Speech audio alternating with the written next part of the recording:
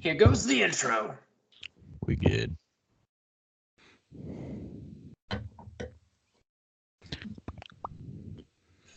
You know, these are the moments on YouTube that most quickly lose viewers as the first, say, 20 seconds. Well, much less than that, really. But the average... in which we do nothing at all. Yeah, exactly. It's like the first however long we do nothing. That's like the most vital component for keeping people engaged. Really making them count.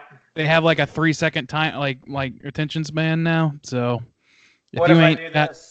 If there's not like yabos in the first 3 seconds, you're fucked. 3 seconds. Whoa. Some shit like that. I can't remember if that's exactly the number, but what's weird is my hand is blurred, even though it's touching my face. What up, nerds? Welcome to another very amateur episode of Straight Chilling. We are not professionals, no matter what you may think. Today, we're going to be talking about Pitt Sematary on episode number 209, recorded Sunday, April 7th, 2019. Before we get into it, let me introduce everyone else on the show. First up, calling in from Santa Barbara, California, Randy Gandy G. Landy. What's up, everybody? Yo, I like your shirt. Hey, Randy. That's going to play well on the audio. It's placed so well. It's a shameless plug for you to check us out on YouTube. Randy's got that dope Creep Show shirt. Yep. It's where did I get this? I got this at the Halloween Town store in Burbank. It's pretty fucking great. If you have a chance to go there, it is a massive Halloween-oriented store. There's actually 3 buildings. A children-oriented building for kids shit. Costumes-oriented building for just general costumery, and there's a lot of it. And then there's just horror shit, and that's the best one, obviously, and that's where I got this shirt. So go there, Burbank, Halloween Town. I think I'm just going to move in. I'm just going to live there. I mean, you might already have stock in it and not know. You probably do. Last but not least, calling in from Southern Korea, Soju. What up? It's your boy, Jejun Stains, fresh off the bateau. I understood 50% of the words you just said, at best.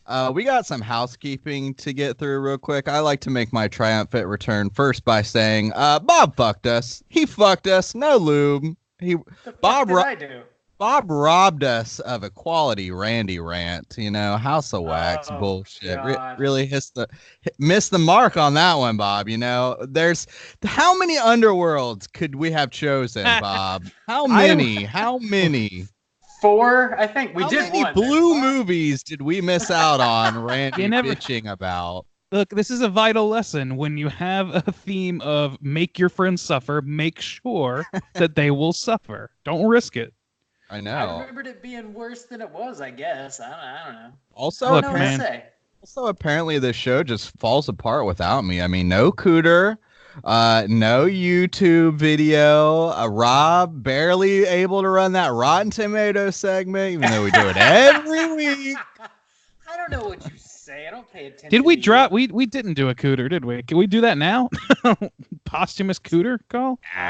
You missed your chance. Also, I wanted to mention, because nobody else did, and if I had been on the cast, I would have totally called this out. Rob tried to forcefully insert a Godsmack song several times into that episode. It is the Voodoo song. Rob just randomly starts singing a Godsmack song. And I don't think anybody else was aware enough to be able to call him out on it. And I was like, you gotta call that fucker out. He's singing Godsmack. Right? I don't watch a lot of Marine commercials, so I don't know that many Godsmack songs. I know. I just was I was screaming into my phone. No, call that bitch out. It made sense in context. I honestly don't remember the context. I remember it made sense. There's no acceptable context for Godsmack. I'm sorry. Oh god! But they were playing Disturbed and Marilyn Manson and shit. Nope. That's fine. I didn't even notice you were singing or some shit. Were you speaking? Rob would just try to, every now and then he would just try to sing that song, and everybody else would just ignore it. It was completely. I was too busy conflicted about enjoying a movie that I was told not to. I just those were my housekeeping, you know. Been gone away. God, stay in France. Go back. Go back to where you came from. Yeah, they really rubbed you into a fucking tizzy, didn't they? Fucking come back with an axe to grind. Yeah, come see, come saw. Filled your ass with baguettes, eh? Filled it. You know so it. Yep. We have actual housekeeping real quick. Just a quick reminder, our April poll pick is posted. Sorry, this is actually our May poll pick now, not April. May poll pick is posted on our Patreon website. If you support us at the $5 level or above, you can vote on a movie we're going to be talking about this May. The theme for May is Maniacal Mothers, and the 3 movies that are up there that you can vote between are Inside, Psycho, and Carrie. Some heavy hitters, man. That's a rogues gallery of good-ass movies, in my opinion. Yeah, I know. I'd be stoked to talk about any of those, really. How those numbers looking? Last I checked, Inside and Carrie were tied. Psycho was falling behind a little bit. Damn. Yeah. So definitely make sure you cast your vote. You got till the end of the month to do it. Come May 1st, you're too late. Wait, the OG Carrie? Yeah, the original Carrie. Why are people picking that over Psycho? And the original Psycho, just to be clear. Think I don't know if I would pick the original Psycho if it was me voting from the outside, because it's like I don't know what our dumbasses are going to add to that conversation about Psycho. But really nothing. I mean, there's so much out there. Oh, we got to pivot to the Vince Vaughn one then. We'll struggle to get a hot We'll struggle to get a hot take in on Carrie, I guess, but Carrie is such a fucking incredible movie. So I mean, they all are, Psycho, and I love all these movies, honestly. 5-star, whatever we're talking about. Spoiler alert. What the fuck? Don't even bother. Also, I don't know. I'm not too crazy about Carrie. Oh God. Real quick. Quick shout out. We got a new Patreon supporter. We're gonna pour one out for our boy Jeff D. Long-time listener. Jeff is OG, man. Like OG, like years for sure. Big thanks for supporting us on Patreon, Jeff. We appreciate the hell out of it, and every dollar you guys contribute to us is going right back into the show. So it's gonna make more spooky goodness for your ear holes and eyeballs. Thank you, Jeff. Thank you, sir. The way you put things is just you're like Tobias. It's crazy. Perhaps I blew myself too early. I don't know. I think so. Juice. You got any like YouTubing/Twitching? I think you definitely have some Twitch news, right? So YouTube, we don't have an episode from last week. I guess no one recorded it while I was out, Bitch, I tried. I didn't. Oh, did you? We did you? Again, all right. We're talking about this. Microsoft Skype and OS X Skype are not the fucking same. I gotcha. All right. I appreciate the efforts, though. Oh my God. All right. So another Microsoft problem. Twitch yesterday, I was all set and raring to go. I announced it on Instagram and everything like that. We were going to do BioShock, one of my favorite games. And, I went to go stream it, and apparently, which I didn't know until after 45 minutes of trying to troubleshoot, it is just blocked from streaming. Like, I stream directly from my Xbox, but I was looking on, it doesn't matter if you got PS4 or whatever. There might be some kind of copyright issues or something, but they just won't let you directly stream to any console. I don't know about PC. So it literally was just like a blank screen for for 45 minutes while I tried to figure out why the fuck it wouldn't record. So we can't do BioShock, which is a bummer. So I'm going to make it up. I'll do a stream Monday night instead, which is tomorrow night. And I have to pick a new game. I think I'll just go ahead and do that Inside game. It's the other game developed by Playdead Studios, the same people who do Limbo. So we just finished Limbo last month. I was going to, kind of pivot to a shooter and then maybe back to another platformer, but I just kind of got Inside ready, I guess. So we'll just go ahead and do that one for this month. And I'm bummed. I really want to play BioShock.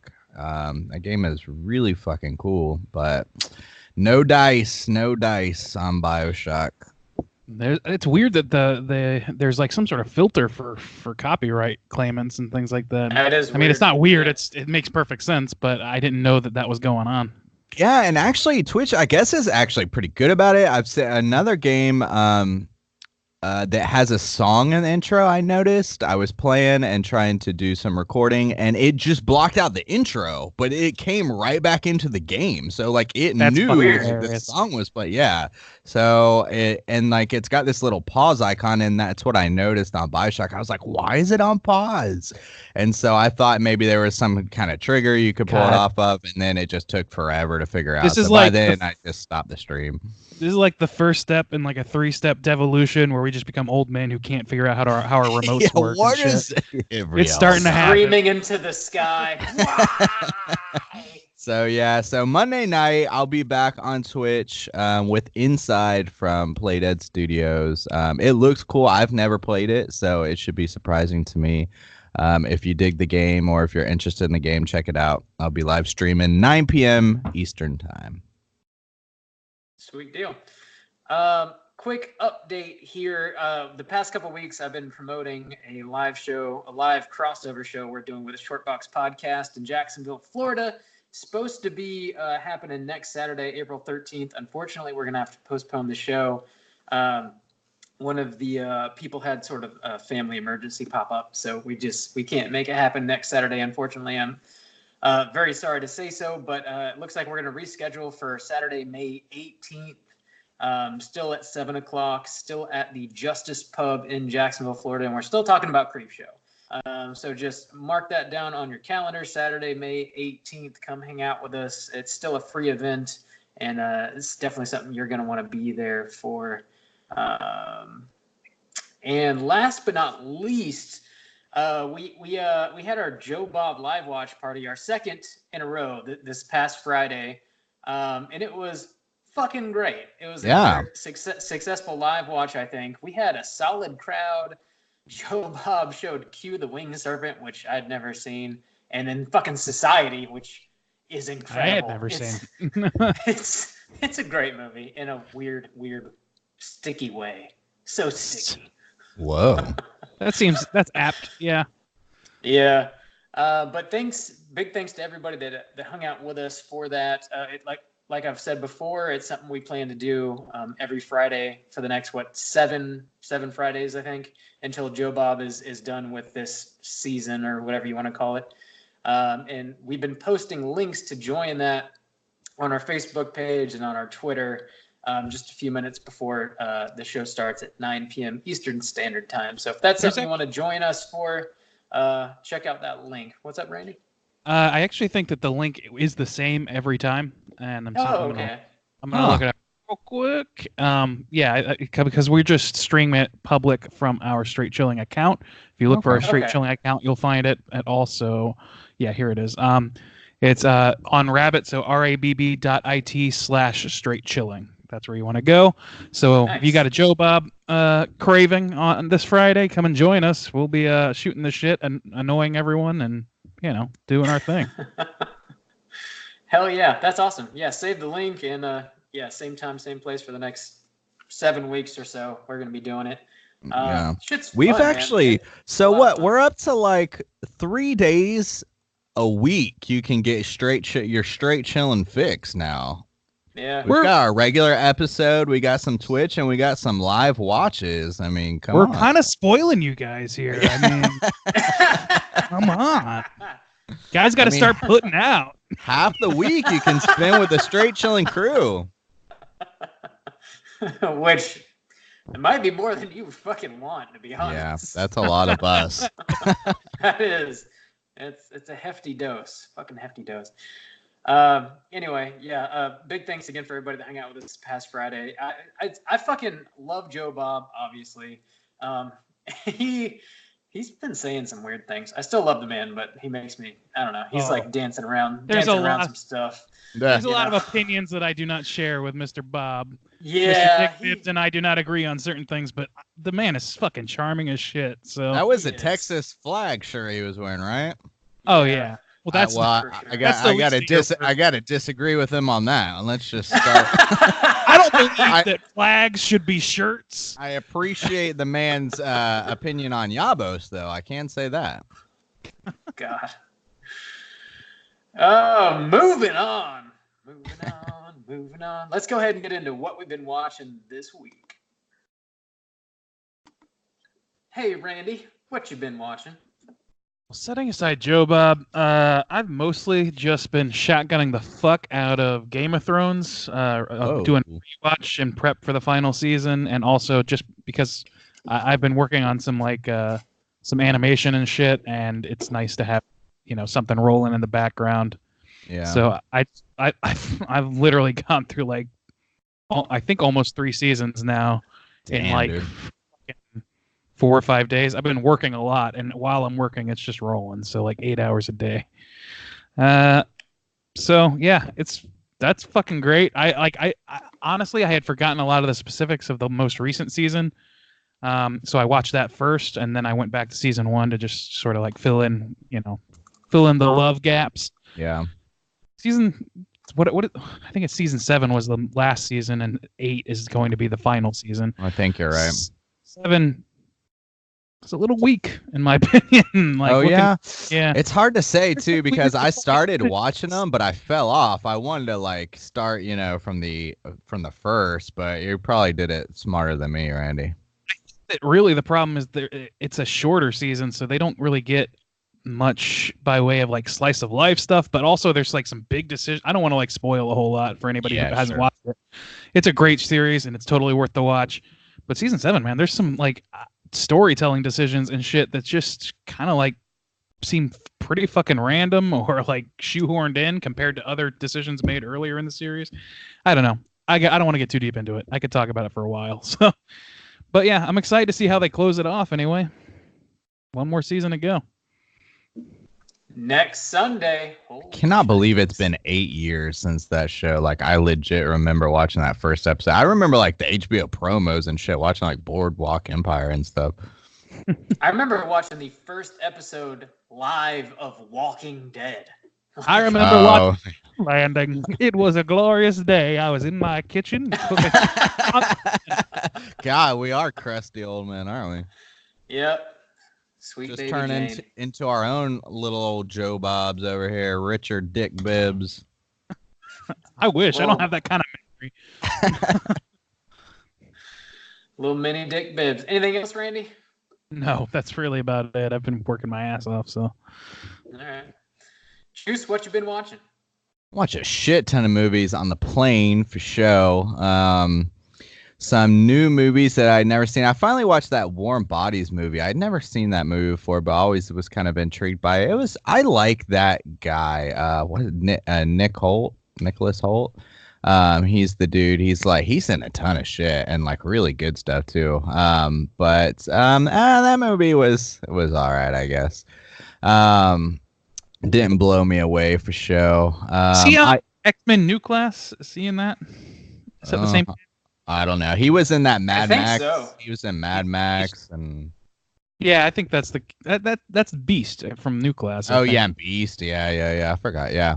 So so I watched that. I watched the Bad Times at the El Royale was up. That was solid. That was never did watch that. One of the better movies I watched. I watched Goosebumps 2. That shit was dumb. I watched. Oh, really?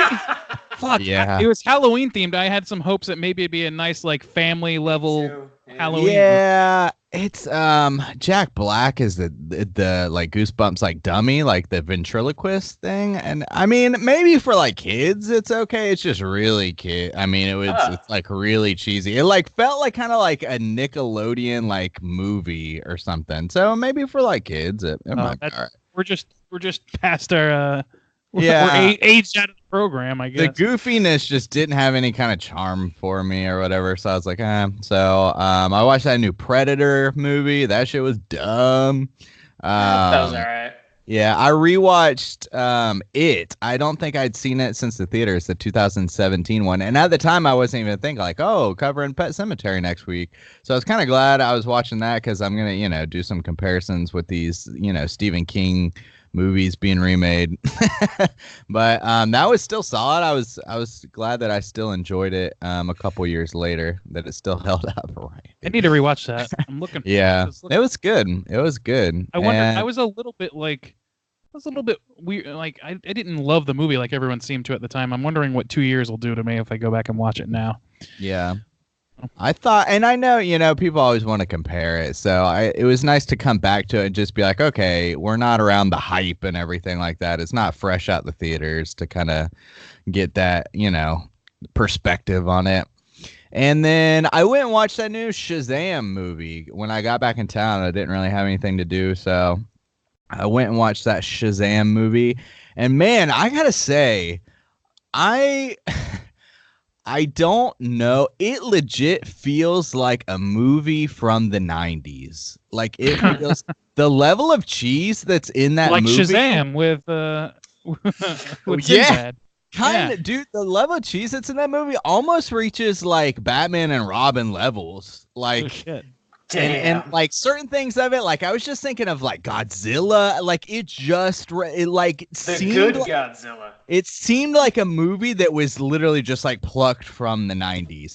And the thing is, if I were like 9 years old, I think I would like love the shit out of it. But I watched it and I was just like, I don't know what I think about that. Like I'm like, well, I mean, they did that well. I was like so surprised, but at the same time, I'm like, I don't think I like as a 30-year-old want to watch that again. I don't know. It's kind of hard. Like the humor was like good and like I don't know. It was wild how like spot on with the like 90s feel to me it was. It's really goofy and like the effects in it, like it's wild, man. I don't know. And the costumes. But yeah, I mean, I don't know. It's a weird one. DC, they're all over the place, aren't they? Maybe it's just weird because it's like almost family oriented movie, really? Like, because that's what it looks and sounds like. I mean, yeah, kind of. I mean, it's got a lot of humor, but it's not that Marvel style humor. It legit like feels like a Batman and Robin style. Like when I was a kid, like I love the shit out of it. But like if I saw that as an adult, I'd be like, this is horseshit. I mean, like it's kind of got that feel to it. Well, that like back in the 90s, like the only way you were making a superhero movie was if it was like geared towards the Nickelodeon crowd. So yeah. Maybe that's why it's just sort of like just entering that realm again feels a little bit like putting on an old crusty sock. At one point, I thought to myself, I was like, is DC trying to tank this genre? Like, are they trying to, like, since they can't win? That's some Ozymandias shit, buddy.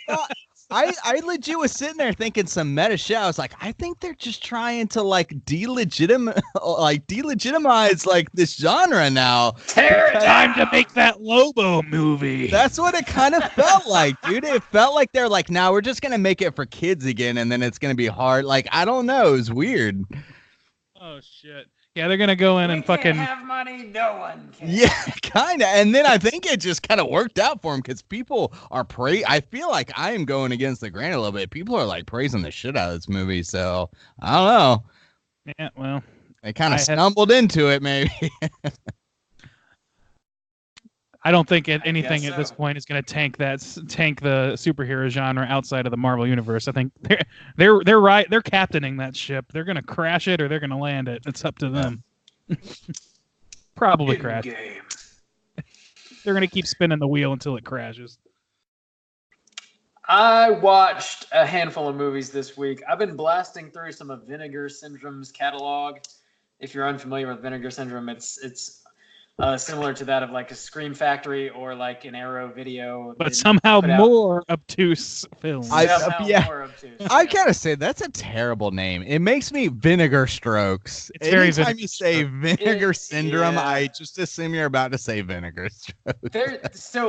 Where that name comes from, which they had to like tell me because I had no idea. Yeah. I guess if you've got like a 35 millimeter film reel that's just like not being taken care of, it's like out in the elements. It gets really hot, it gets really cold or whatever. It'll like deteriorate and actually turn into like vinegar or something. It's called the Vinegar Syndrome, I guess. If you just don't take care of your shit. It's not like in a temperature regulated area. So they're sort of like saving these movies from that. They like pull a lot of these like old movies from like the, 70s and 80s and even earlier out of obscurity, and they like do their 2K scans or their 4K scans and like make fancy Blu-rays, and a lot of them are horror related.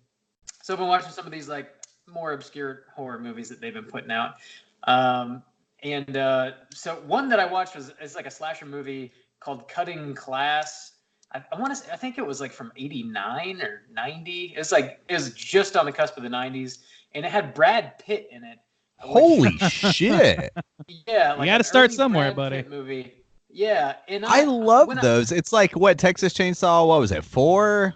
with Renee Zellweger. Yeah, McConaughey. Yeah, I love that. Oh, that's awesome. Did I tell you I went on the Paramount lot tour in Hollywood with my family when they visited, and they have a bunch of props from that movie. And they like nobody wants them. Who was showing us around, the tour guide guy he was like, yeah, these are from a movie that Renee Zellweger would like to forget called Texas Chainsaw Massacre: A New Beginning or whatever. And I was like, I fucking know that movie quite well. I saw that travesty of fucking cinema. There's shit. Terrible. Actually, there's one piece in this big prop room where they just have a bunch of props, mostly from Jackass movies for some reason. And there's one prop and they're like, yeah, we were trying to figure out what this is from. It's like a weird face, like carnival face. And they're like, we couldn't figure it out. And then eventually, somebody like reverse Google image searched it and found it in fucking Texas Chainsaw Part 4. So we can't figure it out. Bob, tell me about Brad Pitt and Cutting Class. Yeah, sorry. I will. So it's a high school slasher movie. Brad Pitt is a huge piece of shit, just like cruising for chicks and slamming beers. He's a terrible human being. So is he like 20 years old or some shit? Probably. I don't know exactly when he was born, but he's young, man. He's definitely young.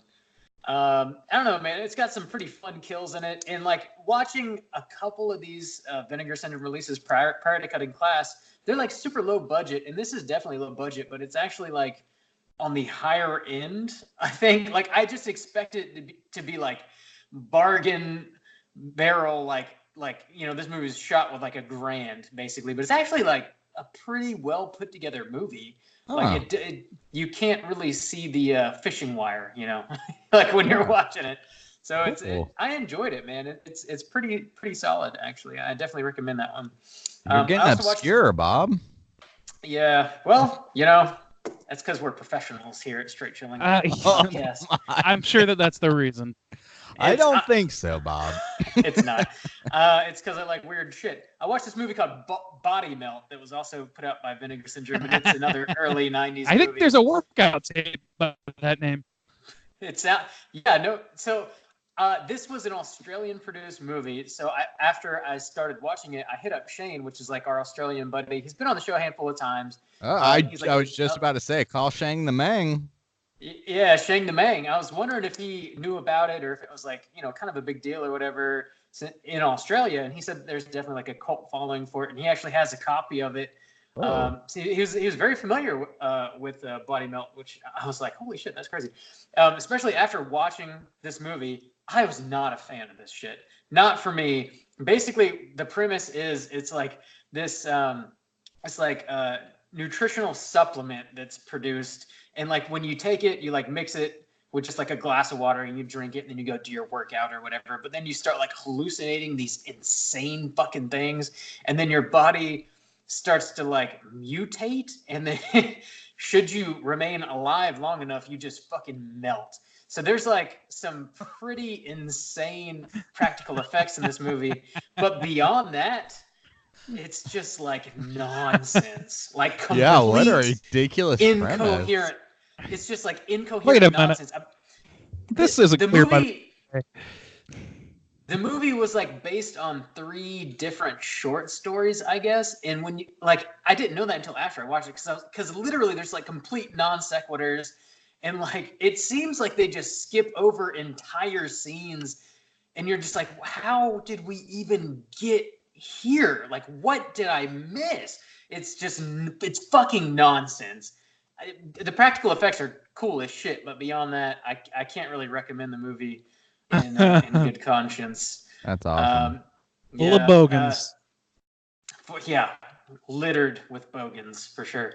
The last one that I watched, it was another Vinegar Syndrome movie. It's a movie called Blood Hook. It's like an 80s slasher, like summertime slasher movie. It's basically like, what if there was a murderer on the loose that killed you with his fishing pole? Like he casted his hook and just was so incredibly accurate with it that it always landed like in your throat or like in your gut. Damn. And just like, fuck, he's a Jackson you. Pollock of He shouldn't be fish hook killing murder. people. He should be like entering competitions and shit. Yeah, And this movie, fine. It's centered around a fishing competition. No fucking. Oh, yeah. Holy shit! Somebody had access to a boat show and had permission to film, didn't they? That's how that movie got made. For like June, we should do like a summer themed one, or maybe even July, and you can pick that movie, Bob. Vinegar Strokes. I very well might. Yeah, Vinegar Strokes. Vinegar Strokes. This movie it's super low budget. It's got some of the worst dialogue I have ever seen in a movie. It's one that I definitely recommend. It's fun. It's stupid as all hell. Just watch it with friends, and you'll get a kick out of it. I'm quite sure. It's also like very centered on music, like to the point where they get like into like light music theory, like what the thing that makes the crazy guy go crazy and start killing people is he's got this like metal plate in his head, and like should he hear a tritone, it like reverberates in his brain and makes him go fucking crazy and starts killing people. Shit. This guy that's like trying to write music, and he like goes on this crazy like tangent explaining what like like he has perfect pitch, and he like what a tritone is, and the fact that it was like outlawed in like medieval times, and it's like the outlawed. It's the brown note. It's like the devil's interval, and it drives people crazy, and I don't know. It's funny. It's fucking dumb, and it's very funny. I recommend it. It's good shit. That's the same movie as the fishing competition? Yep. That's the same. Okay. All right. No, Someone was all over the place. Or it sounded like two friends. One was a fucking musician, one was a fisher. Somebody sat down on a very specific day of their life to write that movie. Very, very specific things on their mind. You know what I love? Tritones and also fishing. I really want to work in a brown note, my fishing movie.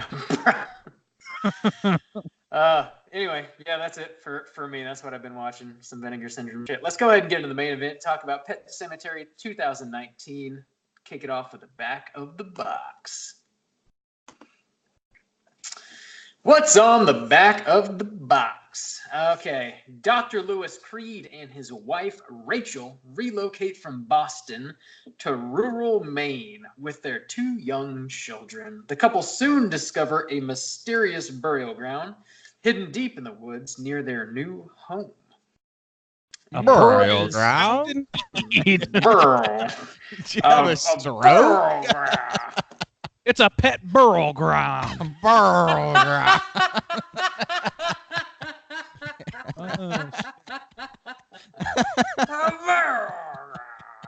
That shit was weird. It sounds like fucking Rip Torn. Burial ground. We're not hosting a burial ground. A burial ground. Intergalactic star. This movie was directed by Kevin Kolsch and Dennis Widmeyer. They're like a directing duo. What did they do before this? I forget. What it was. They did Starry Eyes. That's right. We did a show on Starry Eyes. Yeah, we did. Wow, that's like episode like 7 or some shit. Yeah, it was years ago. I mean, I like that movie quite a bit. I somehow remember. I got this weird memory. That was a Drew pick. I don't know why the fuck I would remember. Yeah, it was a Drew pick. Yeah. Rob, you gave it a 3. Juice, you gave it a 2.5, and I gave it a 3.5. I enjoyed that movie a lot. I like So it. I I remember good. liking it. Sticks in my mind is liking it. Yeah, they also did one of the shorts on that Holidays movie. It's on Netflix. It was like a Yeah, I've seen horror that. Which one? anthology movie. It's called They did Holidays. Did they do the Easter Father's. Bunny one? Oh, No, oh, oh. I think they did Father's Day. I think. I don't I don't remember that. remember that. I only remember the Easter one. Oh, and the Actually, yeah, shitty that's the one that Christmas one really that sticks out. like Kevin Smith did or some shit. Oh, No, yeah. no. Kevin Smith did Halloween, which is Oh yeah, dumb. yeah, okay, It's that's what I'm. Yeah, that's what I'm thinking of. very, very dumb. Hollow Ian. Oh my god, God. that was really. Kevin Smith, I like you, but fuck off, man. That shit's I like you, but fuck off is a pretty conflicted stance, I gotta say. So Pet Sematary 2019. We also did a show on the original Pet Sematary, which is also a Drew pick way back. Also in the a day. Drew pick. I was just gonna say that. Yeah. I saw that man earlier today. We were talking about that. So yeah, this remake is new to us because it's new to the world. Were you guys excited going in to watch this? And would you recommend people go to the movie theater to check it out? Randy, why don't you kick us off? I was a little trepidatious about this movie. I just didn't seem all that interesting to me. The things that interest me about it were the fact that the director of Starry Eyes. Back when I remembered that, I remember somebody. I think you told me that, Rob, originally. And I was like, oh, okay, well that warms me to it. And then I forgot. And fucking what's his dick? Judd. What's his fucking name? Oh yeah, Lithgow. Lithgow. Thank you. John Lithgow. Fucking yeah, John Lithgow. Like that was a selling point for me. I just remember the last thing I saw him in horror wise, or even horror adjacent, I guess I should say, was that Dexter season that he was a part of, which is definitely the best season to me. Of a show that I've kind of like cooled on a lot for a lot of reasons over the years. But that season 4, he is so good in that. Yeah. So I was kind of excited to see that, even though he's never going to be Herman Munster. That's fine. I would say that considering all the movies that are out right now, you could do a lot worse. I'll say that. All right. Juice, what about you? Yeah, I was looking forward to this mainly because I didn't grow up with Pet Sematary, and actually I think I've only seen it the one time when we covered it. And it's very dated. It's got some good things about it, but it's also very dated, and I was kind of looking forward to that update, especially because I enjoyed it and just kind of seeing what could be done with a modern remake and people kind of taking it a little more seriously now, or giving it, some really quality behind it. But I don't know. The theater, I mean, yeah, it's the beginning of the summer, so yeah, not a whole lot's out right now, but the dam's about to break. So if you're gonna see it, I guess see it now, because otherwise I wouldn't bother. Once the good shit starts coming out, you know, it's not really gonna be worth it at that point. Yeah. I also did not grow up with the original Pet Sematary. The first time I'd ever seen it was when we did a show on it way back. Really? Both? Okay. Yeah. Okay. Yeah, it was first timer. And last week, I rewatched the original in preparation for this show we're doing right now, just to get a refresher. And I think I liked it quite a bit more the second time I watched it. I don't know why that was, but it was way more. Because you've been watching Vinegar Syndrome. That's true. Maybe so. It was you've been watching movies about fishermen and fucking Devil's Brown Note. It's a long jump from Brown Note to a Stephen King joint. I'm just saying, there's tears. Yeah, that follows. I was gonna say it was way more brutal than I remembered it being, but in comparison, maybe you have a point. Yeah, I was excited going in for this remake because I don't know. After watching the trailer, I thought it looked pretty cool, and of course, I'm a fan of John Lithgow. I've never really seen him go wrong, and I think he did a great job in this movie too. I don't know that I would really recommend you run out to the theater to watch it. I think this movie would actually be perfect for a rental. Wait for it to hit Netflix or Amazon Prime or whatever, and just watch it in the comfort of your living room this fall. Give it a few months and rent it. I think it'll serve you well if you do so. Yeah, it'll be perfect for coming up on that fall season. Yeah. So let's go ahead and drop that spoiler warning, and we'll get into the whole kit and caboodle. All right, gentlemen's, let's go ahead and do it. So this movie, I haven't read the book. Have you guys read the book? Dude, we don't read shit. Yeah. I barely get a chance to read the trivia in advance of every episode. So I used to. I don't think I've read a book since I moved to Korea, and that's almost been 2 years. Like, I don't legit think I've sat down and read a full book. So it's really, really advertising our expertise here. Well, I mean, I don't think I've ever read any Stephen King book, though, to be fair. Like, I've read some I haven't either. I've read some old, like, classic horrors, like Jekyll and Hyde and, like, Dorian Gray, like, shit like that, Dracula and Frankenstein, but I never really, outside of like reading Goosebumps and shit like when I was a kid and the scary stories, shit like that, I've never really just read a lot of horror novels anyways. Well, I don't know if it really matters. I don't know if this is more true to the book or not, but I know, like, as far as the original movie this remake, okay, there's like kind of the big thing that people had their panties in a wad about is like Gage isn't the kid that dies. Ellie dies in this remake, which I think it actually kind of solves some problems that you may or may not have had with the original, with like this tiny kid who's like, dragging his parents' corpses around and stuff. It's just not feasible. Also, I don't really care personally. We're watching a movie about a fucking pet cemetery. You bury people and they come back to life. Like, suspension of disbelief or whatever. I don't really think it matters too much, but it does make more sense. I can't remember. There were some things like I didn't rewatch Pet Cemetery, like the '89 one or whatever. Is there an Ellie in that movie? She's barely in it. Okay. Okay, they do have certainly in comparison to Gage, she's given like very little screen time. Okay, it does make much more sense to have. I mean, it's still, even like a 10-year-old girl couldn't like drag her mom around, so that doesn't really fix that problem. But it, like, as far as having like an actor or like an actress and like handling a role and stuff, it just makes like that kind of sense. That's what I was gonna say. It's like better, a personality.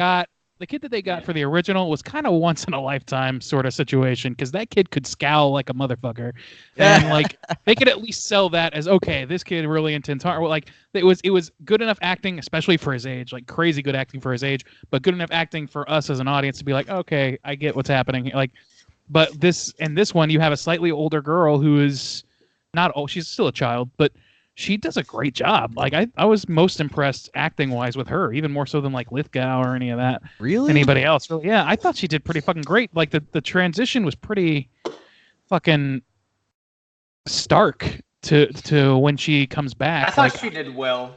Really? Didn't blow me away. Fucking good. Yeah, that was actually one of the biggest beefs I had with this movie, is like the transition. Like, I'm not saying it was like all on her, but it didn't feel menacing. Like, she tries to do that like voice at first, like when they had that scene where like he's brushing her hair in the bathtub, and then they go lay in the bed, and she kind of starts to get more, and it just like, it felt like a little girl trying to like I don't know. That scene that you're mentioning where they go lay in the bed is actually my favorite scene of the movie. Not because of the girl's performance, but because of the dad's performance, actually. Okay, well, yeah. He sells, like, he just has this look on his face like he's totally living in the fact that he fucked up so bad. Yeah. I love that moment in the movie. Especially when she's like, tell her or whatever, like when the wife calls and shit. Yeah, he definitely does. That dude, so he was in Winchester. Right? That dude was in Winchester? I don't know. I'll have to look it up. I don't remember. That movie is so forgettable. Yeah, that's true.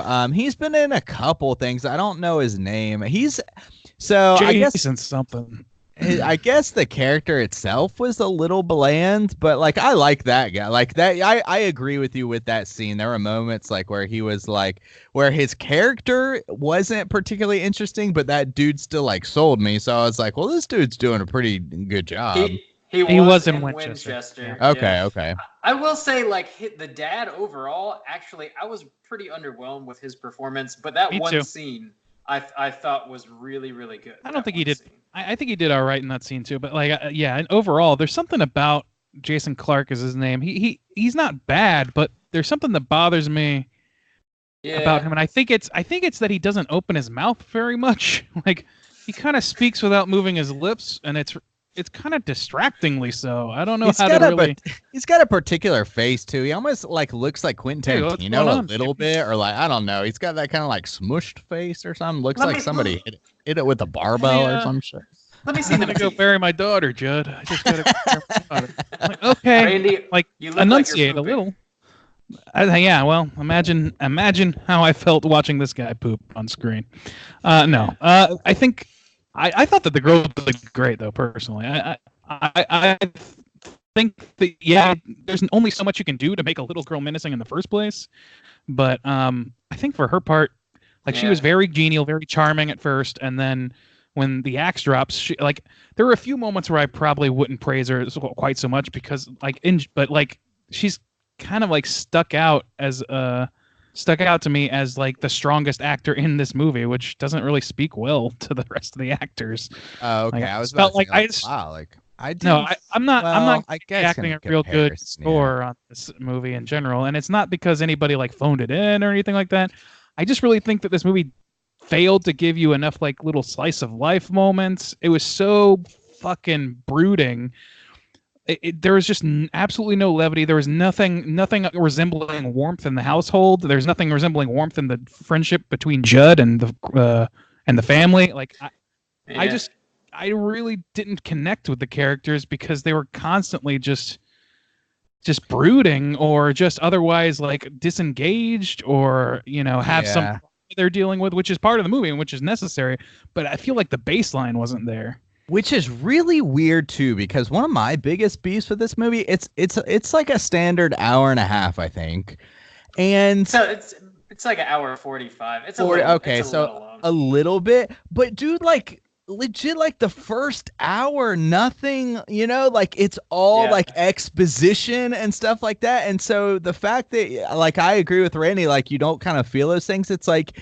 You've had the time, like it's like you've spent the time to try, like it feels like they're more focused on telling you how the Pet Sematary works than like anything else. And then like you feel like, okay, well then they're gonna like cut loose, and like they kind of do, but it's really just like this girl just stabbing people with the scalpel, which when she cut like Lithgow's like tendon or what, like that shot, I was like, oh, that like looks gross. But other than that, like I didn't like feel like scared. Like she just kind of like mows them bitches down in like the last 20 minutes of the film, like there's not a whole lot. There's a couple touchstones in the movie that definitely hit home for me, but I agree with you guys. Overall, I really felt the runtime of this movie. I felt bored throughout a large portion of it, but I will say the kid that gets wheeled in that was hit by a car where like his brains are showing. That was cool. Holy shit, man. That was hardcore.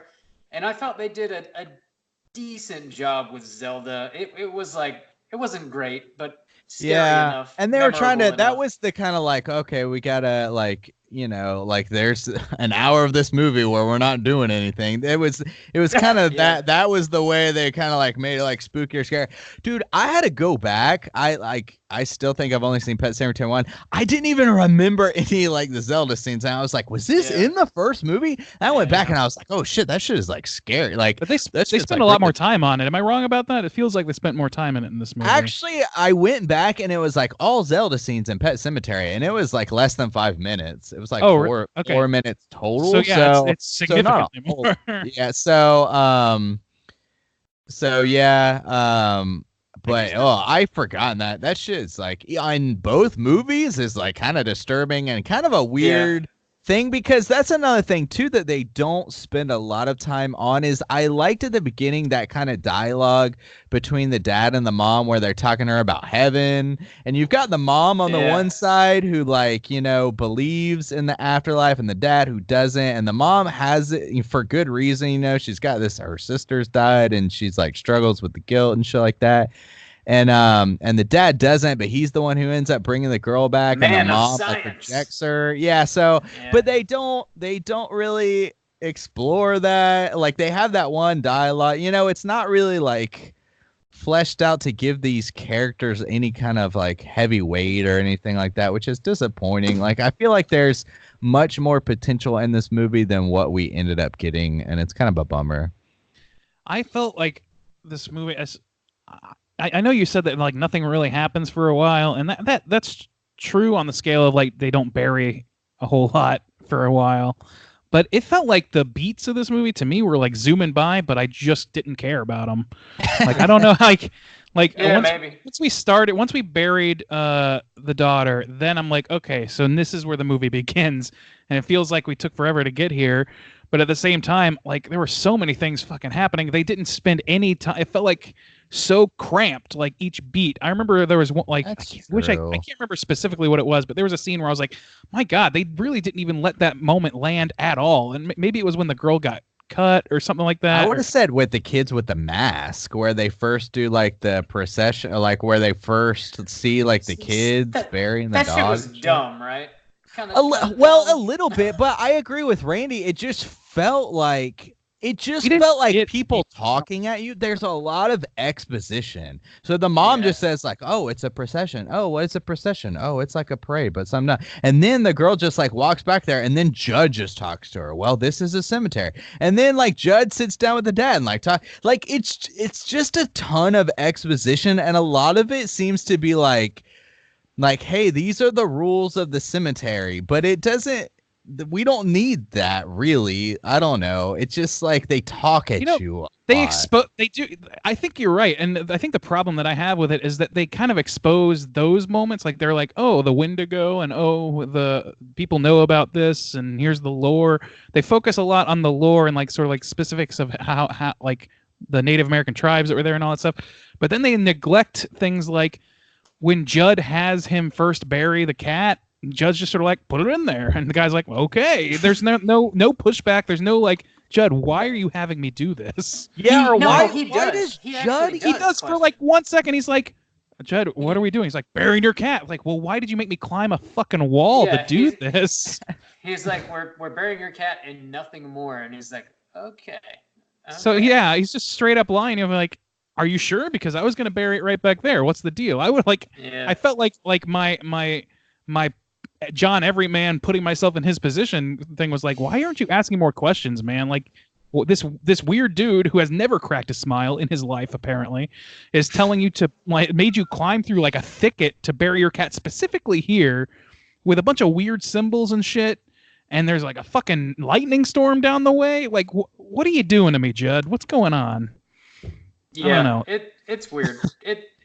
You basically just accept that because you know we have to get here for the movie to really start. Right. And like we gotta get that cat buried.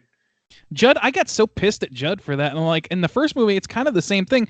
But because Fred Gwynn is so much more relatable and genial, and you can see like he really has a rapport with the kids and with the family, it feels like him trying to help the family and kind of taking a risk, taking a gamble. Whereas in this movie, it seems like he's like almost gun to your head, just sort of like, we're just like, it's like he's like lying by omission and just like he causes the whole fucking train wreck. So yeah. I don't know. It felt a lot more like he was a lot more culpable, and his pre-existing damage as a person actually made it less impactful for me. Like, it's clear that he's carrying a weight, but he has no like happiness seemingly at all, or nothing for you to latch onto. So I just don't sympathize with him on that front. I'm like, okay, well, you're fucking up, and you clearly know you're fucking up.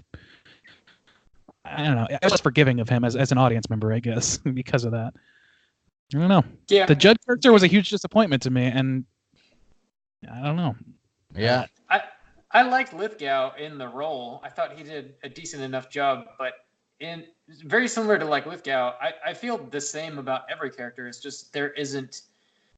I never fell into the story. I never felt like actually engrossed or invested in really anything at all that was happening in this movie, Lithgow or otherwise. I was just sort of like, okay, here we are, waiting for the next beat. Okay, the cat's buried. Okay, now the daughter's buried. Okay, now they're coming back. Okay. There's just like nothing carried much weight at all. It's just like you're checking Except for that little the boxes, you know. some heavy. Yeah, and like talking about the exposition, like them telling you like how the cemetery works, like it seems like the focus should have been on, because like this whole story is like you got the man of science and really like him not being able to like accept grief, like the death of a daughter and stuff like that. And that's not really, like you said, you don't feel that even like when the daughter dies. And like it's a little harder now because like, okay, there's that scene where the daughter dies and like the truck hits her and like her body's kind of like laying in the grass or whatever. But at this point, like last year, I saw a fucking girl's head get knocked off and like fucking Colette like doing the best fucking my girl Colette. Yeah, doing the best fucking mom having a child murdered like scream I've ever heard. Complete meltdown. Yeah, like that, like felt. And then in this movie, it's just like, oh my god, it's and like so we're spoiled a little bit. I'm just like, god damn, your daughter just got hit by a goddamn truck. Even in the first, in the '80s version, the '89 version, I feel like the grief, at least right when it happens, the grief seemed way more. It was kind of, I don't know, soap opera even then, but like they really let out like a wail anyway in that first moment. Yeah. It seemed, maybe I'm misremembering that, but it seemed like it hit me harder. And I think, again, it has something to do with whether or not I care about the characters or whether or not they've had time to be a good family that you are sympathizing with. And they tried to do that a little bit in this, but they immediately jumped to, okay, there's fucking kids in the woods. Okay, here's Judd and his yellow fucking tobacco mouth talking some shit, and like, he's I don't know. Smoker. It's just, He's a smoker. It just seems like they were like as much as like I would complain if the movie dragged its ass, it dragged its ass in an entirely different way by like being too fast on like the exposition stuff and not giving any time for the characters to like sit and it's not enough anyway. And at least their moments are never anything but like. Uh-oh, did you lose? Yeah, you've been glitching out a little bit. Well, whatever. I think you're good. I'm saying, you're good. Repeat. You guys get the idea. Yeah, and the focus, I think I think it comes down to me is the focus on the cemetery really should have taken a back seat to the focus on the family, which is kind of what we've been saying. Like, just like I don't really need to know, honestly. Like if you tell me like something's buried there and it comes back to life, that's enough. Like that's enough. Yeah. And even showing me like if a kid does that or even with the cat, like that's enough. Like I don't need to know. But the Justin, rules. where did they get the scissors in the red jumpsuits? Well, oh shit! that was Bob's beef. Actually, that was your beef too. I didn't even say any shit about the scissors. It wasn't a real beef for me. It was just whatever. We refer to us episode. But no, I mean just as far as like how the supernatural works, I guess. It's not like you don't have to tell me that it's an Indian spirit or it's like the whole thing where they go. Yeah, like I don't need to know that. I need to know. If it's integrated I guess well. I need to know the rules that if something is buried there, it comes back to life, but it's kind of fucked up, which you get with the cat anyway. So that's like the baseline. So anything outside of the testing with the cat, I don't need. Like anything outside of lore that. is a little lore adds to the creepiness. Too much lore is fucking midi-chlorians, and nobody likes midi-chlorians. Yeah, exactly. I love them. Fucking love them. I think like the inclusion of the Wendigo is kind of neat, but it really did nothing in this movie. It's just like, oh yeah, it's a fucking Wendigo, and then that's the end of the Wendigo. Yeah, there's like maybe a shot where it's suggested it might be in the distance, and that's it. Like it's a Slender Man shot. That's it. Really I mean, and like I don't need much. to be like it doesn't need to be fucking Troll Hunter and have that motherfucker like careen at him or something with a hammer. But like, if you're gonna, I don't know. I like seeing things on the periphery. I kind of like that as a concept, and I think that's how I read somewhere that's how they did it in the book and all this stuff. So like I described it in the book, but it just, because it's like simultaneously not fleshed out enough and too much for us to bother with, it just doesn't land in any conceivable way. Like that's not a memorable scene. I'm not afraid of that thing in the distance because it's explained as, oh, it's an ancient Indian thing, and that's it. You know, like they explain it just enough to make it a distraction, I think, is the problem. And then they only expound on that distraction. They only make good on that distraction in one scene where it's suggested that it's kind of in the scene. Yeah, and we need to talk about this ending because I think this is causing like a lot of controversy too. And I like something about it and I hate something about it. But lay it on us. And so I guess in the OG, and I don't know how it is in the book, but in the OG, I actually do like that the guy, like, he's reached such a level of madness that he can't see that he's repeating his own mistake.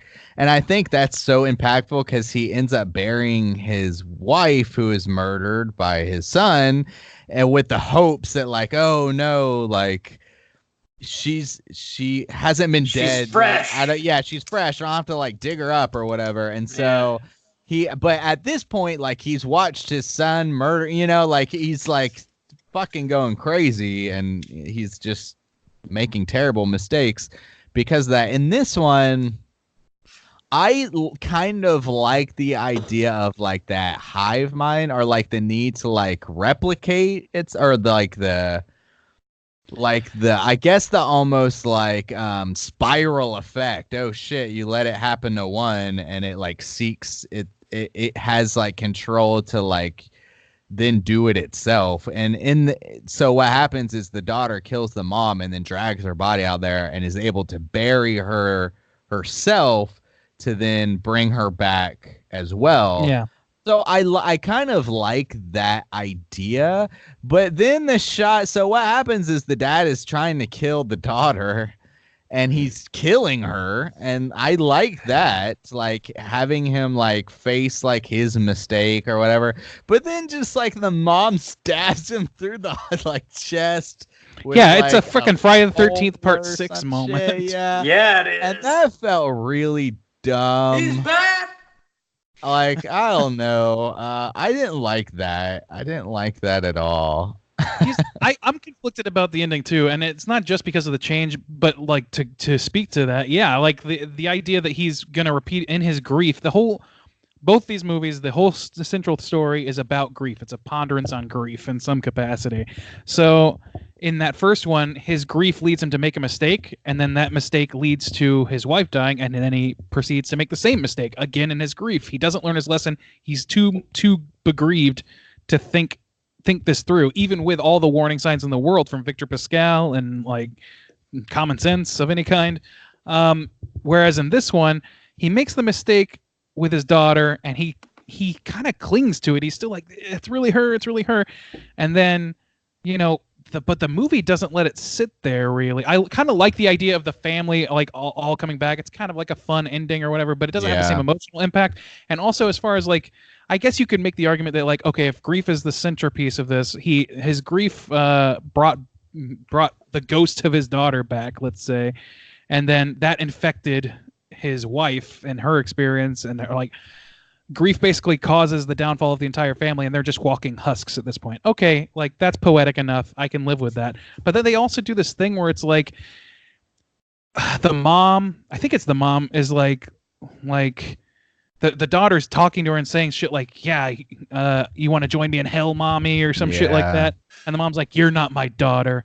And basically implying that this is literally not her daughter. And the thing, the daughter doesn't refute it, so it leads you to believe, or led me to believe, that okay, so these are like demons now that are in. Yeah. Well, you definitely know that it's supernatural when she goes to kill Lithgow, because her face completely transforms into his wife's face.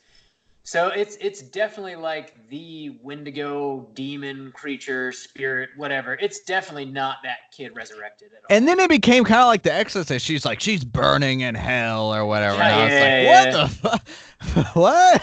I did like the aesthetic. I liked when she went to go get Lithgow and she had the mask and the dress she was wearing, like that porcelain kind of white dress. I like the aesthetic of that. And like the kids with the mask at the beginning, like I wish like they kind of promoted that a lot. And like I liked that when she went to go kill Lithgow, like now when she took the mask off and it was the face of like Lithgow's wife, I didn't like that. But I wasn't a big fan of that. I'm not a big fan of the masks either, though, because it just feels like, hey, Animal Master kind of creepy, and those let's fucking throw them in this movie because they don't add anything to the plot whatsoever. It's just like literally it adds just as much to this movie as the masks add to The Farm. So less in this movie. Yeah, I mean, yeah, I guess a purpose in The Farm. I guess that's true. Yeah, but they actually give it no reason in this movie, I guess. Yeah, it's just like fucking. It's just the ritual or whatever, and that's fine. Like a creepy ritual, I'm not against that idea. I'm not even against the masks on that front, but it doesn't. The whole thing, as compared to the '80s version and what I presume the book does, is it just seems to try too hard to zero in on specifics that we don't need for what the story is about. So I just, it loses me a little bit, and without the whole, even the backbone of relatability that the original had, it really kind of unintended. But the thing that this movie does better than the original, I'm not paying attention to you. The thing that this does better than the original, I would say, is obviously the gore. I like that the way, like what the little there is, I think they do better. I think it's pretty clear, especially with that brain thing, and I don't know, I like that. Yeah. I liked the music in this. Still, the best thing about both movies is the Ramones song. The Ramones. I'm glad that they brought that back. Me too. That made me really happy. Really cool fucking song, man. I know. I like that song. No. So I mean, yeah, I like those things. They lost. I mean, the Judd character kind of lost out, which surprises me because I like Lithgow so much, and it's not like he fucked the dog on it or anything. It just wasn't. It's like just not that he's not as interesting of an interpretation of Judd. I just, in general, like he just isn't really. He's just I gotta say, fun to look at or listen to, or. I think my favorite actor in this movie is the fucking cat. That's like the greatest kind actor I think I've ever seen in a movie. It's got that like Forrest Whitaker eye, that like lazy eye kind of thing when they bring it back. Did you notice that, man? It's got like a ton of personality on its face. I like the cat, particularly, man. No. Solid cat. Solid. Well done, Mr. Nibbles. His name is Sherlock, Randy. I don't know his name. Yeah, I think in general it's just, I think that the original. Here's my hot take: is I grew up with the original in that I saw it several times growing up, but it never really was a favorite movie of mine. It was never one that I really gravitated towards, and I think it has something to do now looking back because of Anthony's video on Something Ghoulish. Did you guys get a chance to watch that about Pet Sematary, where it's sort of like it's great. That man. Real That's quick, good work. Wax Anthony's car. Yeah, watch all of his videos. I did not think you were going to say car. Search Something Ghoulish on YouTube. Do yourself a favor. Watch his videos. The man makes very good shit. Continue, Randy. Yeah, but he made a really good point, and like it's in relation to what Stephen King thinks of the original story of Pet Sematary, which is apparently that it's his least favorite book because there's no hopefulness to it. There's no element of hopefulness or like things just sort of like careen and spiral out of control, and it just ends on like there's a nothing. It's a real nothing you can do about it sort of feel with this story, which is something that there's not even really a whole lot of morality to it, except that like grief is cancerous, I guess you could say, is like the strongest thing in there. But there's no like it doesn't detail or give any allegory for a way out of that cycle. So. I think maybe that's part of it. The story is just too bleak. It's just a bummer. And with this movie, This new one being even more so because it's just toned way down into the valleys of moroseness from the get-go. Yeah. I mean, and the problem is it's with that, even like if you're going to talk about like that, and they obviously took some liberties and made changes, so they're not against doing that. Really, if you wanted to make more of a good movie, as opposed to this, just seemed to kind of settle for the mediocre, like Hollywood, like horror kind of aspect, like, oh, we just got to get there kind of thing, is you could have changed it, and you could have had the father brings back the daughter kills the mother and maybe even like the brother or whatever, and then the dad has to deal with the grief, like, because he was there to kill the daughter. And I feel like that aspect could, and to accept not to bury the wife, because she specifically says, like, don't bury me in the pet cemetery, and like having I don't want to be buried to in the deal pet with cemetery. having to deal with the consequences. Doesn't that seem like that makes a better? I mean, he survives in the first one. He's not like this. No, I know. I'm talking about just like we are saying, like, oh, what, like Stephen King says, like, oh, there's no hope. Like, I'm talking about, like, if you're gonna try to give it some kind of resolution, like, doesn't that seem more impactful? Like, the guy who doesn't believe in an afterlife brings his daughter back. She's fucked. And he like can't take responsibility for it. She kills the mom, the love of his life, if they showed more tenderness kind of between them, and her like saying like don't bury, and then he has to go back and kill his daughter and accept that he knows that he could bring his wife back, but that it would be a terrible mistake. Like, doesn't that seem like a better arc? Like in the original character arc, In the original, doesn't it just sort of end with the evil wife coming back, like after he buries her, and it just sort of ends? Right? It's actually, she's all like fucked up, and they start making out, and she like stabs him in the back or whatever. Oh, so she does it. Okay. Yeah, well, okay, so she comes in. The last scene is he's waiting for her in the kitchen. She comes in. She's got like pus leaking out of her eye or some shit. And like he's like, oh, I'm so in love. They start making out, and you see her reach over and like grab a kitchen knife, and then it fades to black, and you hear him scream like, ah, and then fucking Pet Cemetery, I think, kicks in or whatever. So that's how it ends.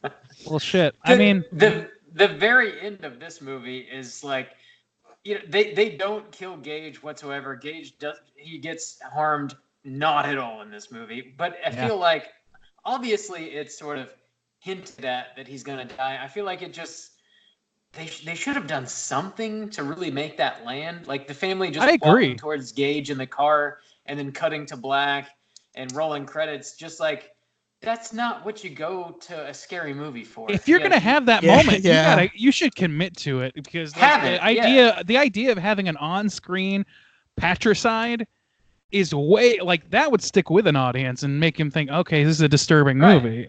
Like just on a spectacle level, like that's where it's all going. Like they already did it with the daughter, but they just couldn't pull the trigger on the son, on the younger actor, which is interesting because the original had the younger actor and the story has like the younger character. So I don't know. It felt lame as hell that they didn't, like, it doesn't have to be like crazy, brutal, disgusting, but like just do something instead of just like have the family walking towards him and then, that's the end of the movie. That's all you get. Yeah, I agree. Kind of lame, kind of a cop out there. I will say the little girl with like the slow stab when she's like killing her mom, that was pretty hardcore. Because she like stabbed her like in the gut and shit. She was like, but I was, but then at the same time she's doing that whole like you're gonna burn in hell thing, and I was like, they're just like ripping The Exorcist, or like it just felt kind. It felt like all over the place. There's a lot to tie it with that, but I mean, I don't know if like, I mean, you can't really call it like it's a ripoff or a camp. No, not that. It just felt weird. I don't know. It's just. But also, I kind of at the same time I kind of like that was one thing that I kind of liked about using her rather than Gage. I think as the first victim, because she could communicate, and if you're like, like I just think that's interesting. I don't know that it necessarily was handled the best way that it could have been, but I can understand like sort of like the appeal of for a new take on this movie, giving a risen person something to say, and giving these non, these husks something to say about their lot in life. So, or death, whatever. I don't know. I just don't know that it was entirely handled all that well, and it would have been so much better. And I keep harping on this, but it would have been so much better if they had done enough legwork on making the family a family that we like. I can't tell you a single thing about the mom except that she's traumatized by her sister. I can't tell you anything about the dad except that he's traumatized by that kid with his brain, and later about his sons and daughters. Judged by his dog and his wife. Yeah, like there's nothing else about them though. Like there's nothing that makes them like grief is normal. So I'm not going to say there's nothing normal about them, but there's nothing everyday about them. Distinct, yeah. There's nothing distinctive about them except that they're all in some sort of grief cycle. And which is the point, which is necessary. But I just feel like if they had fleshed it out a little more, it would have. They needed the anchor. It really needed the anchor. Yeah. Frankie's getting down like James Brown. Randy's gonna go bury her in a pet cemetery. No, he's not. I don't know. So yeah, there's I feel like we kind of touched on just about everything that I don't know.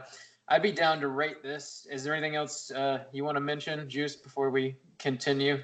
No, not particularly. Yeah. Randy, you want to rate this thing? Is there anything else that we haven't touched on yet that you want to hit? No, I'm good. Yeah. Okay. Cool. Let's go ahead and do it. Out of 5, Randy, why don't you kick us off? How are you feeling about Pet Sematary 2019?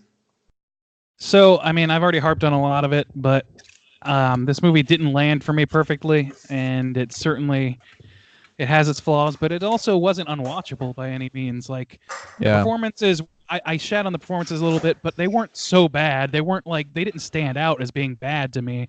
It felt more like directing and script to me, honestly. Right, exactly. It was pacing, it was scripting, it was transitioning from scene to scene. Those things, like, what kind of zoomed. Doing? I don't know, but it is loud as shit. Yeah. So I mean, I just think that I don't want to put all that on the actors by any means. I think it's really more of a pacing and editing and scripting problem. But overall, I feel kind of similarly to how I feel about the original. In that I think they're both kind of medium movies. Like for me, neither of them hits any particularly disturbing or memorable moment for me, or doesn't really hit any pleasure buttons for me as a horror fan. Not too many anyway, not enough to really make me all that interested. The core concept is good because it's Stephen King, so it's character centered around grief. I get that. I think it's interesting, but I just don't think that it's handled as well as it could be. Certainly not in this one. And I think what the good things about this movie, the things that this movie amps up, like the gore factor and sort of like the modern scares, and some of the like lore creepiness, whatever that stuff does add, I think is offset by the loss of things like fucking Fred Gwynn as Judd, and sort of like the pastoral and family centric opening that really kind of sells the collapse of the family, and even the like jokey Jokerson of Victor Pascal showing up and cracking dumb jokes to fucking to our doctor. I can never remember the lead character's name in this story, but he comes, like in the original he was kind of like almost comedic relief, ghosty comedic relief. Like crazy. And in this one, like I understand what they're trying to do, and it is scarier. So like, it's a plus for that, but it's a minus for the loss of levity because this movie has almost none. So, I mean, every plus has a minus. So I think I would give both movies a 2.5. I'm just gonna go ahead and say I didn't rate it originally, but 2.5 for the original, 2.5 for this one. That's me. Every rose has its thorn. Okay. Juice, how do you feel out of 5? I'm overall pretty disappointed with this, and I think, like I said, I went in hopeful because I did think that this movie was like needed the remake, or like, like sometimes you get remakes and you're like, why are we getting this? Yeah. Why does this exist? And not that I thought like this was like absolutely necessary, but I was like, yes, this is a movie I feel like it's pretty dated, and I would like to see updates. Mainly like what Randy was talking about. I just like with the ghost. I remember in the original being like, this is weird. Like it just like didn't fit to me, and I thought that they handled it. Or I mean, it made more sense in this. I felt like they could have done maybe more with it, but ultimately they dropped the ball. It feels like maybe the directors phoned it in instead of making it something that could have been like it really just felt like a by the numbers, just like it didn't really feel like they had a lot of passion in it, or like they really knew what to do with it either. But it seems like, I don't know, with the choices they made, it seems like they're willing to take chances. They just didn't hit any of the marks for me personally. And ultimately, it's disappointing because I think looking back, the original is still more entertaining. Like neither of them like really hold much weight to me personally, but by comparison, I think if I had to choose, I would probably choose the 89 one, because this one was just it was kind of boring. Like it just didn't really do anything. Nothing, it could have been any standard somebody gets possessed or something bad happens, like kind of horror movie. Like there was nothing great or unique or really special about this. And the only reason we watched it and are talking about it is because it's a remake of a Stephen King like classic. Like if it were just some other movie, like it would probably go a lot like lower, honestly. So I gave the original a 2.5. I think I'm gonna give this one a 2. All right. Yeah, so this movie is like, it's not the worst movie I've seen. It's I'm sure it won't be the worst movie that we talk about this year, but in a way, it's sort of like the worst type of movie, specifically to like review, because it's not particularly notable in any way. It's like it's not absolutely horrible. It's just it's not great. It's a mediocre movie. Yes, it's hard to remark upon. It's just sort of like okay, which makes it in the end entirely forgettable. I don't know how well I'm going to remember this movie come the end of the year. There's just not a whole lot to remember about it. It's got a couple spooky spots. That the one thing that I already mentioned before was like that one scene with the dad laying in bed with his daughter when she first comes back was like probably the only thing I will remember. For some reason, like that single tear rolling down the dad's cheek, and as he just like totally realizes how fucked he is, that landed hard. Also, I thought like the scene before that where he's like kind of combing her hair out in the bathtub, and you see the staples on the back of her head from like, I guess, her being embalmed, I guess is what that's from. I thought that was kind of a cool touch that wasn't in the original. But it's just sort of, I wish they had done more with the original things that they included in this movie, like with the kids in the masks. Like what's the deal with these kids in the procession? Like why did they make these super creepy masks? Is it something like, do they know about resurrecting their pets? Is it something that they've been doing for a while, or is it just like some fucking weird kids that they just go like throw their animal in the woods and whatever? Yeah. Give us more of that. Give us more about the Wendigo. Like show us what the Wendigo does, or like where it comes from. They just sort of like hint at these new things that we didn't get in the original movie, but they don't really like do anything with them. They change up which kid ends up getting killed, and that's like, it kind of doesn't matter, honestly. It's just, I don't know, man. It's just all in all sort of a forgettable thing. It's got some like decent atmosphere when they're walking through the woods. There's fog out the ass.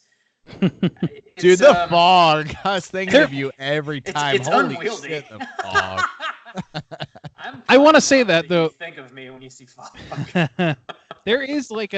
There is something to be said about like some of the shots and like the blocking and like I think some of that stuff's pretty good, and especially in the I like that kind of feel because then it made it feel like not levity, but it made it feel like atmosphere. Like I don't know, kind of like spooky, like the fog. Yeah. I don't know. I liked it. Like it's got that like sound stagey feel, like that old school Tales from the horror, like yeah.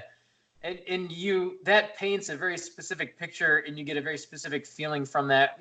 Whether you dig that or not, sign me up for sure. But it's like they took like that nightmare VHS board game and like I don't know. It's like, is that like Tales from the Crypt style thing, but with like Hereditary's color grading? Yeah, I don't know. This movie, it had a lot of potential, man. And I gotta say, I'm down with Lithgow. I think he did a pretty solid job. I don't know that I've ever seen him do a bad job, honestly.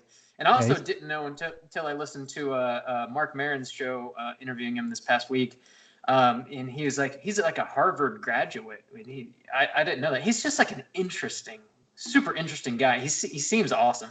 I like Lithgow. Anyway, this movie is fine. I'm gonna give it a 2. Randy, what did you say I gave the original at the top of the show? Do you remember? I believe you gave it a 2.5. Let me double check. 2.5. Let me double check that. I feel like on that rewatch last weekend, I'd probably give it higher now, but I don't know. It's a 2.5. Yeah. I'd probably give it more of a 3, maybe even a 3.5 on that rewatch last weekend. Anyway, I'm going with a 2 for this one. I think our aggregate. It's 2.5. So what is that, like a 2.1 or something? 2.15. 2.25, isn't it? Or no, less than that. Yeah. Quick maths. We are not Harvard graduates. Especially 2.1 math. 2.5. 2.15. 2.16 repeating. So call it a 2.2. Round up. 2.2 aggregate for Pet Sematary 2019. Let's go ahead and get into our Rotten Tomato segment and see what the critics and users have to say about Pet Sematary. All right. Is old Pet Sematary certified fresh? What did you call it earlier, Rob? Pet Sematary? That wasn't me. That was Randy. Or was that a Randy joke? Oh, I apologize. Dare you? I apologize. Well, gotta give never. Proper credit around here. All right, let's hop into it. Rotten Tomatoes. We are going to start with critics, as we do every week after week after week after week. All right. Start with the critics. I'm not a professional. Start with the critic score. We have 171 critic reviews counted, so solid sample size for this new movie that just came out this past weekend. Let's go around the table. I feel like I hardly ever start with Bob. So Bob, why don't you kick us off with this one? What do you think the critics rated Pet Sematary 2019? Critics, Pet Sematary. I feel like they'd probably be a little easier on it than we are being for some reason. I'll go with like a 67. 67. All right. Randy, what do you think the critics rated Pet Sematary? That's in the neighborhood of what I wanted to say. So I'm going to go with 69. 69. The comedy number. Randy's been around that 69 pretty hard, huh? I just don't want to like dedicate any more thought to being wrong about critics' options. I'm constantly wrong, so fuck it. Sure. Yeah, Sure, Rob's gonna barely steal it away. You guys are both in the 60 realm, but it's lower. So it was 61. So you both are really close. 61%. Let me scroll down. Of the 171 reviews counted, 105 were fresh, 66 were rotten. The critic consensus is 4 words. Let me tell Sematary real good. Let me tell you what it is. I don't want to be. It says sometimes remade is better. Period. That is the strangest critic consensus I've ever seen. That is fucking funny. There's a fucking Rotten Tomatoes intern that is just jizzing his pants at his joke, but that doesn't make any fucking sense. It really doesn't. And it looks weird. At first, I was about to say there's no critic consensus because it looks like there's not. It's just like those 4-word critic consensus. Sometimes remade is better. Period. That's like. That's literally that is not espousing an opinion about anything. That's saying like sometimes remaking things is what you do, and sometimes it's better. But we don't. That doesn't say whether or not this is better. It hasn't. I don't fucking get it. That's terrible. If you want to make that joke, say like if it's a negative review, say sometimes dead is better. Just stick with that. Yeah. Like that's the review. Yeah, that's much better. If your review is negative, then that's what you want. But what this person's saying is fucking nonsense. It's like it's non-committal, non-opinion. Yeah. It's like, what did you think of Star Wars Episode 8? Oh, it was a movie. It was definitely a movie. It was sometimes Star Wars movies are good. It was definitely a Star Wars movie. Yeah. So I don't know. I don't know who's running the show. Rotten Tomatoes going downhill fast, it seems. It is not certified fresh. I think 60 is the cutoff for even like fresh or positive or whatever. It's on the cusp. Yeah, it's on the cusp. So 61. So let's hop into the audience score. It is a new movie, so the Oozer rating is down pretty low. 559 Oozers for Pet Sematary. Let's reverse. Randy, kick us off with your guess. Oh man, this is tough because I would normally take my cue from the fans, but the fans are definitely split on this even being made. Yeah. So and small sample size too. That's true. I'm gonna go with a 70. I'm gonna go with a 70. Let's do that. 70. Okay. Rob, just one off 69. Just cause. Yeah. We're going bold, Randy. All right, Rob, how you feeling? I feel like 70 is probably a little high. I'm gonna go with a 62. 62. All right, pretty close to the OG. Neither of you are close. This one, people don't seem to like it very much, I guess. 47%. Wow. On the audience score. So Bob's going to win by default. Poor Randy can't catch a break. Audience score 47. Super small sample size. That's kind of why I mentioned it.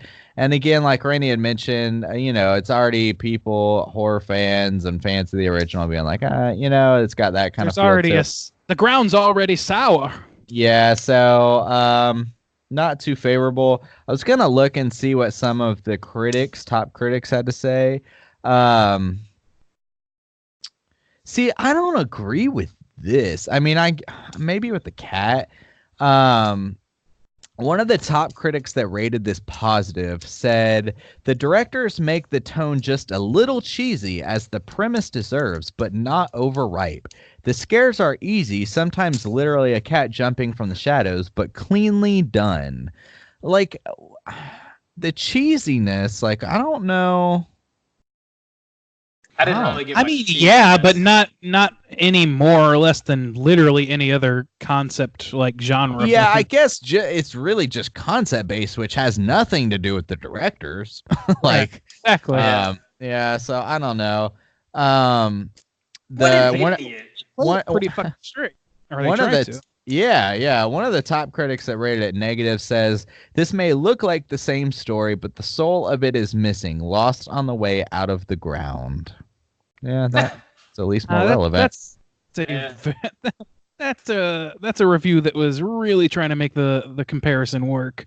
Yeah. But I mean, he's not wrong, or she's not wrong. Yeah. So there's this poster on Rotten Tomatoes. I think it's just a scene from the movie, and it's showing all the kids in the mask, and like those masks are like elaborate. One's a rabbit, one's a mouse, one's a dog, one's a horse, one's I can't see the one all the way in the back. It's like I don't think kids could make these masks. No, they definitely couldn't. I thought that when watching the movie. I was like, holy shit, that took a lot of time. Yeah, so all right. And yeah. All right. I was too bored to think that. All right, Randy, let's get into some trivia. It's totally time. Take it away. All right. So we have just a few things here in reference to your favorite actor in this film, Rob. Here's this. Animal trainer Melissa Millette revealed that a total of 5 cats, all rescues, were cast to play Church. That wasn't one. Although ultimately one of them dropped out after getting scared on the set. The feline actors were accommodated in 5 trailers along with their human trainers, although one had to be kept in a separate trailer from the others because it did not get along with its castmates. Millett noted, "The only good working cat is a happy cat. They were quite spoiled. The film crew was even built an area near the trailers nicknamed a catio, where the hard-working kitties could play and relax between takes. The cats spent 2 months training for the shoot, which took around 10 weeks. This is a long piece of fucking trivia. Aside from one cranky cat, the rest reportedly got along well with each other, and the movie's human stars, including Jason Clarke and John Lithgow. The quintet of feline stars all found homes after the shoot was done. 2 were adopted by the animal coordinator. Millette found homes for the other 2 with friends and kept one herself." So now you know every fucking thing there is to know about the cats in this movie. That seems like overkill for cats. Like 5 I don't think so, trailers and fucking what? That makes sense to me, man, because she's like, it's a big part of the movie. It's a huge part of the movie, and also like she's right. Like if you an unwilling cat is like the worst thing that can exist in your life. Yeah, when you can't take it aside and be like, hey, let's just chill out and work through this. Like, it's just not gonna happen. But it needs its own trailer? Like a cat fucking knows that it's got a trailer? I think it was more for the cat wrangler, the assigned wrangler, I think. Yeah. Well, I think it's just so they have like a place that they're not gonna fight, basically. Well, they had the catio. But only they hang out there together though. But if one of them doesn't like the other, then they're just gonna fight their asses off. Yeah, the one wasn't allowed.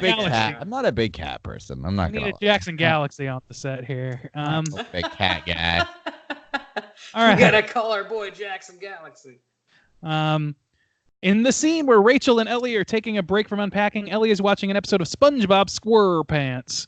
The episode she is watching is Squidward the Unfriendly Ghost, wherein SpongeBob and Patrick are convinced Squidward is dead and persist in preparing a proper burial for him, which is a much darker premise than I knew existed for SpongeBob. Yeah, I don't recall that one. In the 1989 original on the show. Just another fun fact. Yeah, they had like a Pantera song on there. Anyway, yeah. What the fuck?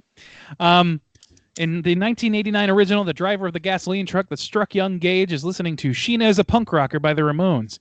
In the newer version, the truck driver is distracted by calling his cell phone with the caller's name listed as Sheena before tragedy is struck for Ellie. That's pretty cool. Nice. I think that's the thing. Like, this movie obviously has some love for the original stuff. Like, I think that it does care. I think that, or at least they care about fan service. I don't know. You guess you could be cynical about it. Yeah. Anyway, I don't know. In March 2019, producer D. Bonaventura admitted that a prequel to the film is possible if the film is a success financially, saying, "I generally don't start thinking about sequels until they're a success. I think if there's anything here, it's a prequel. I think if you look at the book, we didn't cover all the stuff that happens before the Creed family moves in. So I think there's a movie there, and I think I would be particularly interested in doing that again because, again, the source material, you're going towards something that also has a lot of crazy, creepy feelings about it."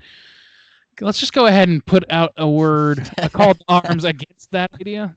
Sorry, not in favor. I don't know. We have certain sway. Like we definitely get the Blu-ray steel boxes made. We definitely have sway in that realm. But it seems like anytime we call for something not to get made, the opposite happens. So maybe I don't know.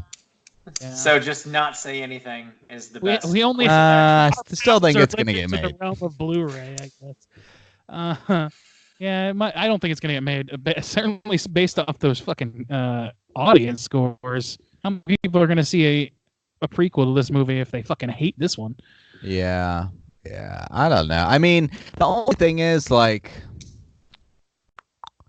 I don't know. This concept could be creepier, and like if they did like an Annabelle creation, it was like older times, and people were more like not religious, but like more like superstitious or I don't know. Like it could be like the thing is, I hate that they botched the idea. Like I think the idea of burying something and coming back evil is like a good idea. They just like kind of they fumbled it, you know.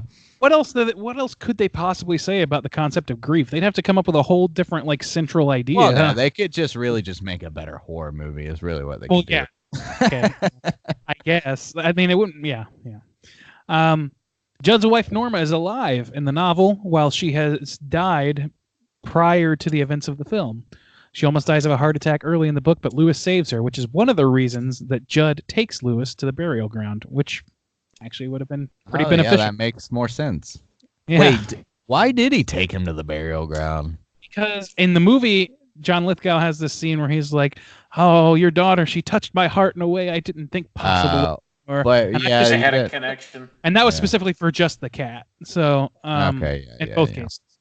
So, yeah, the Wendigo is a folk tale originating from northeastern tribes that share Algonquin language.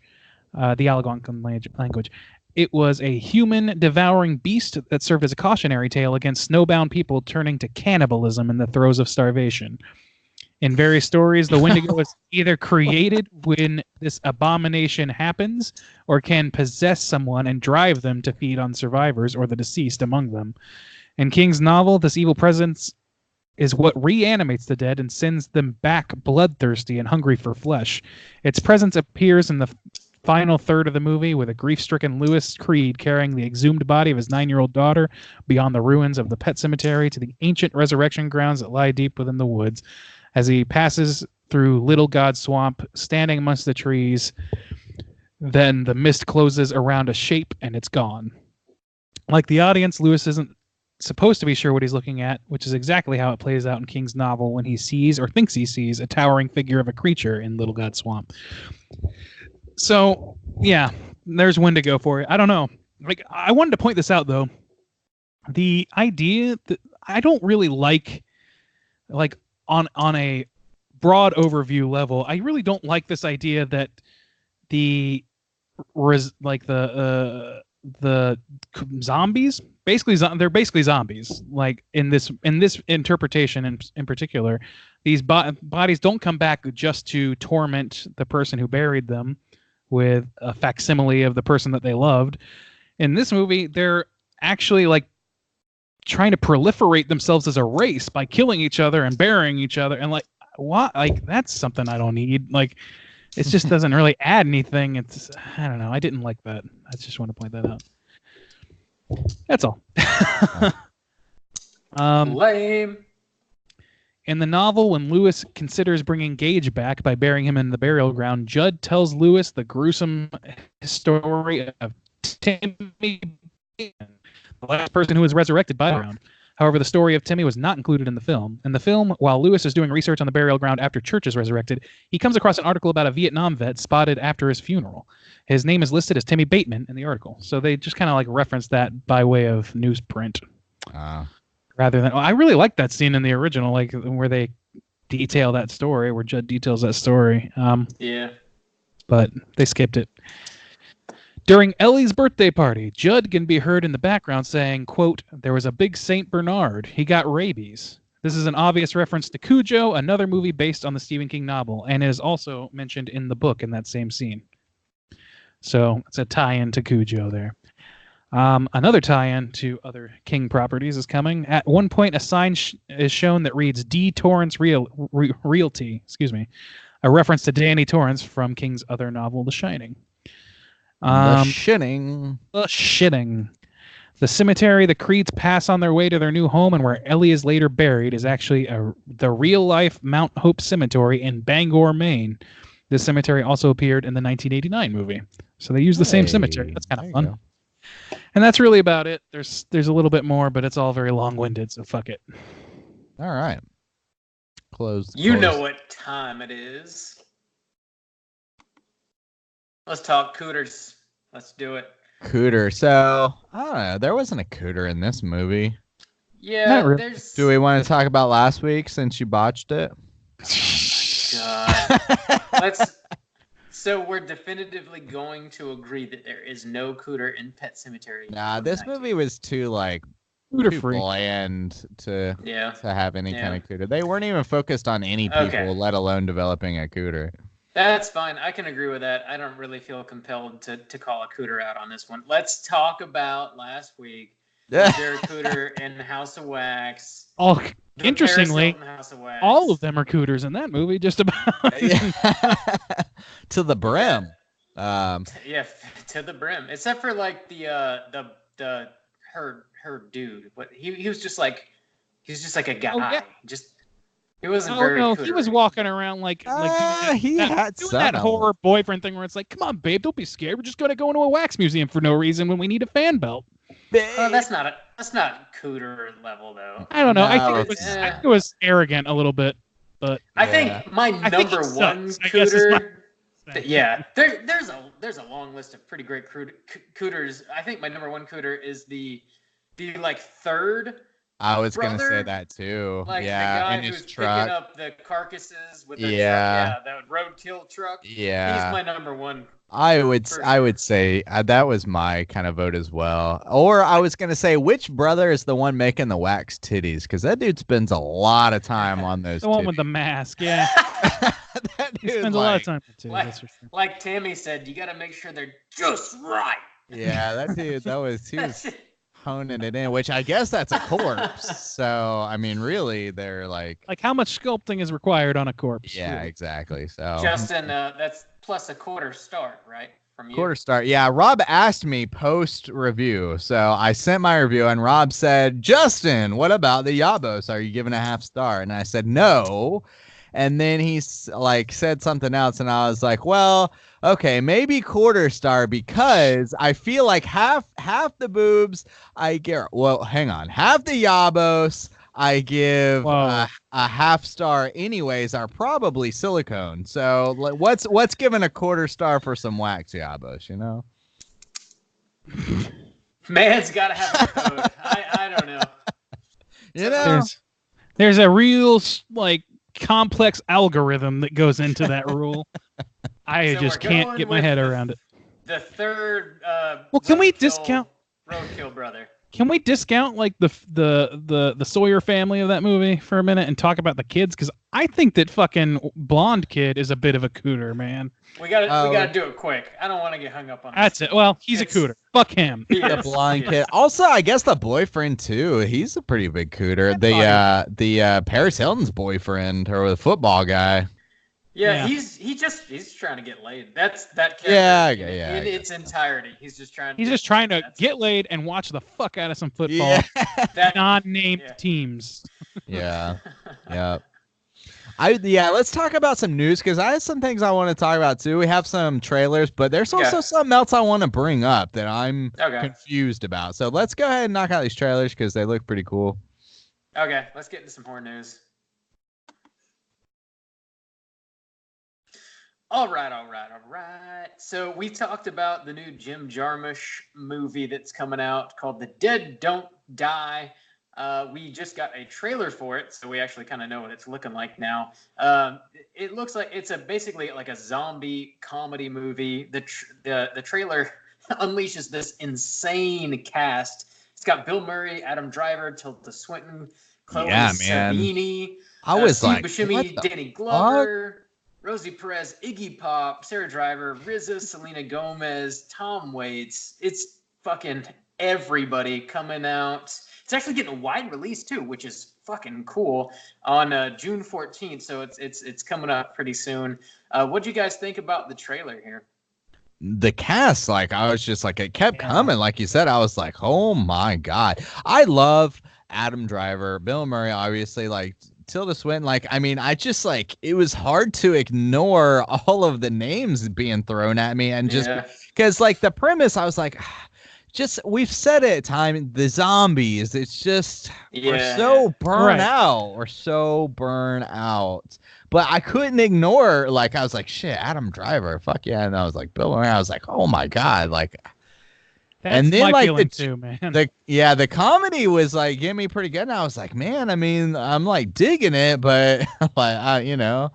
Yeah, it almost feels like a Wes Anderson zombie movie, right? Kind exactly. of. Yeah, which is like should be an SNL bit, but it's not. It like, I don't know. I think that if it wasn't for Tom Waits being in this movie, even having Bill Murray, I really don't know that I'd be all that interested. The trailer was Driver fine. Really kind of what was selling. I mean, he's good, but he's not a selling point to me. Like, he's not somebody that I would go out of my way to. I will see every movie that has Tom Waits in it. So that's me too. Me too, man. So I mean, I don't know. It's entertaining enough in that respect, and I don't think that I'll hate it. But the zombie thing, didn't we reach critical mass on zombies like 4 years ago? Yes, but every once in a while, man, you'll get one that's like, oh shit. Like Train to Busan changed my mind. When I watched that, I was like totally over zombies. And then watching Train to Busan, I was like, damn, dude, there's still more. You can still do more. That's a great movie.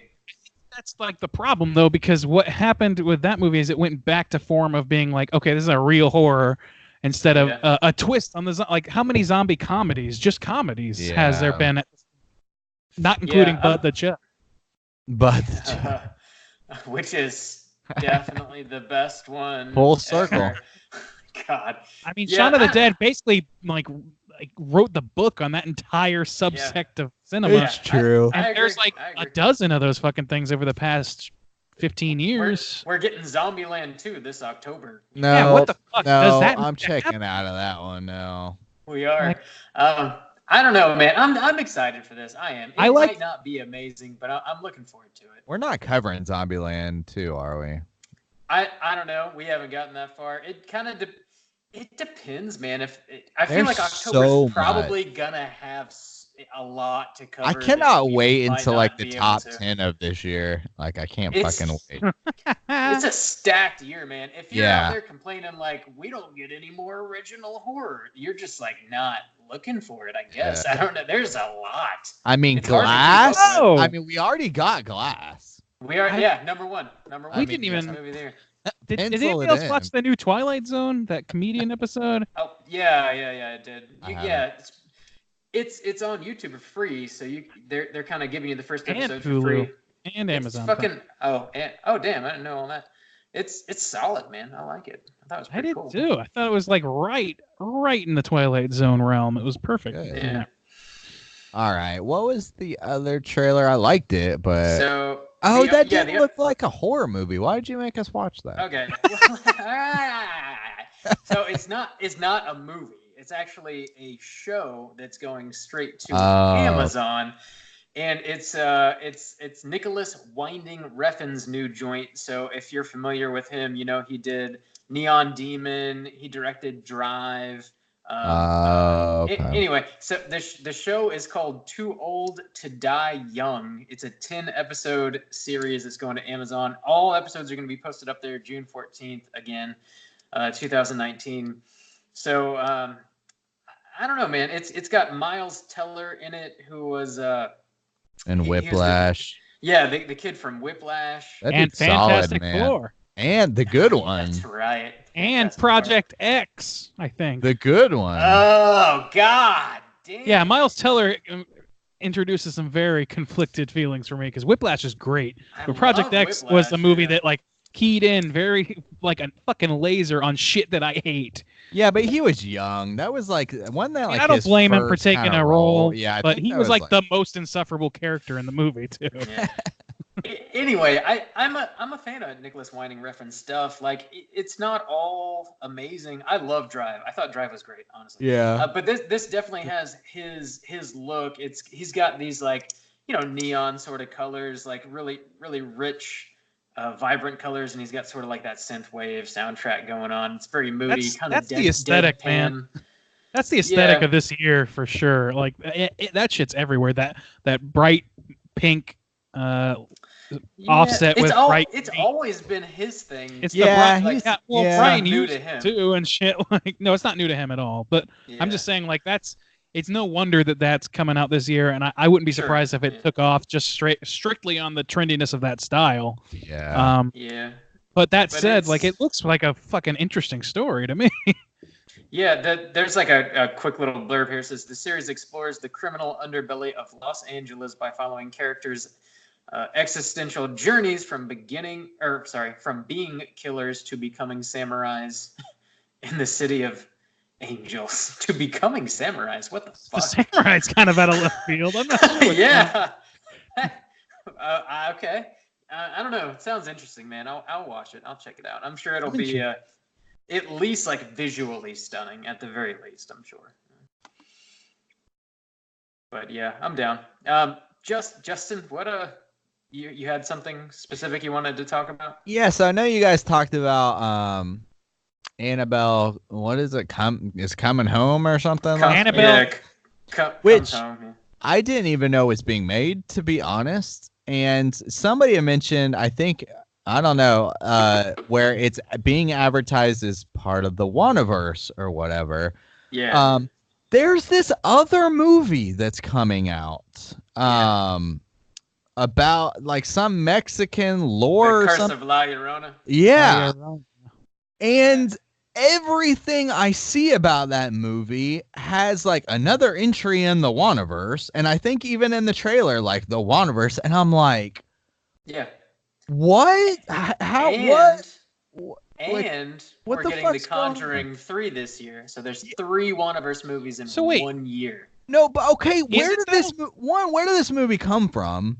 And how does everybody know it's attached to the Wandaverse? And why is it attached to the Wandaverse? Or what is going? Because it looks like just a generic ass fucking. So apparently this is like some pretty legit like Latin American folklore. Yeah. But we don't know how it's attached to the Wandaverse. I assume we won't have any idea until we watch the movie and find out. Because it comes out like next week or some shit. God, if the fucking Warrens show up in that movie, I'm gonna be so pissed. It's produced by Juan, and I guess he was very impressed by, I forget the director's name, the guy who directed it. He was impressed with what he did with it, so he gave him the Conjuring 3 movie. He's going to be directing the Conjuring 3 movie. So that dude has 2 movies coming out? Yeah, I think the Conjuring 3 is supposed to come out this fall, I believe, unless it gets pushed back. But so yeah, we should be getting 3 Wandaverse movies this year. I was a little bit on board with this fucking movie because I like Linda Cardellini, and I think that like it's some sort of actual folklore. So I was interested to see like a folklore that I'm not familiar with, sort of portrayed on screen. But if it's part of, if there's a fucking hint of Annabelle on this shit, I'm gonna shit in the fucking theater seat. I'm kind of with you, man. I would watch it like with an open mind, but if fucking Annabelle shows up at all, like I'm kind why are there 3 movies coming out this year? I don't know. Why is it the Wandaverse?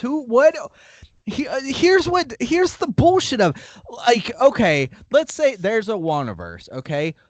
What is special about the Wandaverse? Like what is the thread like that anybody gives 2 shits about? The only thing that is special about it even matter? James Wan's talent, and when he's no longer directing, that's gone. Yeah, and he's really, what's he got? The Conjuring? Like, okay, so like even saying like, oh, the Wandaverse, like these things all exist in the same universe. It's like, to what end? Who gives any shit? Like what? I agree. It's like, okay, like you got the Marvel universe. It's like, it's because they team up. It's because they like they're a team. It's like, who gives a shit about Go? Like what? They're a goddamn team. Like what? I love that I'm rubbing off on you. I don't understand. Who gives a fuck? On this side of the ring. I don't understand. Who cares? Who's caring? I don't know that I can answer that. At me, bro. Like fucking at me, because I don't know. I don't Just understand. make a La Llorona. Just make a movie of its own. Just make it. Right. Just, I agree. Yeah. Yeah. if even and- if it sucks, at least it doesn't like automatically have this huge minus in that it's including a stack of movies that is of questionable value at this point. Like, I saw a poster for it and I was like, what is this movie? So I went on Rotten Tomato or something just to like check it out, and it's already like got reviews. I guess it comes out like next week, and it was like the latest entry in the Wandaverse, and I was like, what? see, and that's the like what? They're advertising that other fucking movie. Fuck. They're advertising it as part of the the new Annabelle. The new Annabelle. I was trying to remember what it was. Yeah. The new Annabelle. They're actually using the term, like, not Wandaverse, but the James Wan universe or whatever, the Conjuring universe. They're actually using that. And the reason I brought that up is because I was like, okay, at least they're being honest about that. But La Llorona, I haven't seen that anywhere, so it just adds that. I think it was supposed to be sneaky, but I guess people have seen it and it's not sneaky anymore, you know. Yeah, because here's the thing, even about it, like we were talking about, or you guys were talking about, like the ghost, and they like all come together. Like that doesn't even seem like I don't want to see the nun chilling with.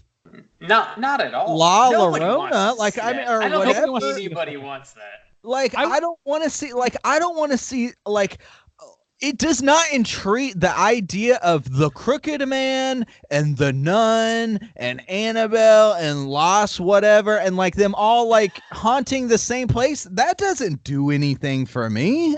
Like it kind of does something for me. Like why? But we've already seen it's a spectacle. People, but it's like not for any reason that matters. But I'd be like, yeah, okay. I mean, I'm not excited about it, but.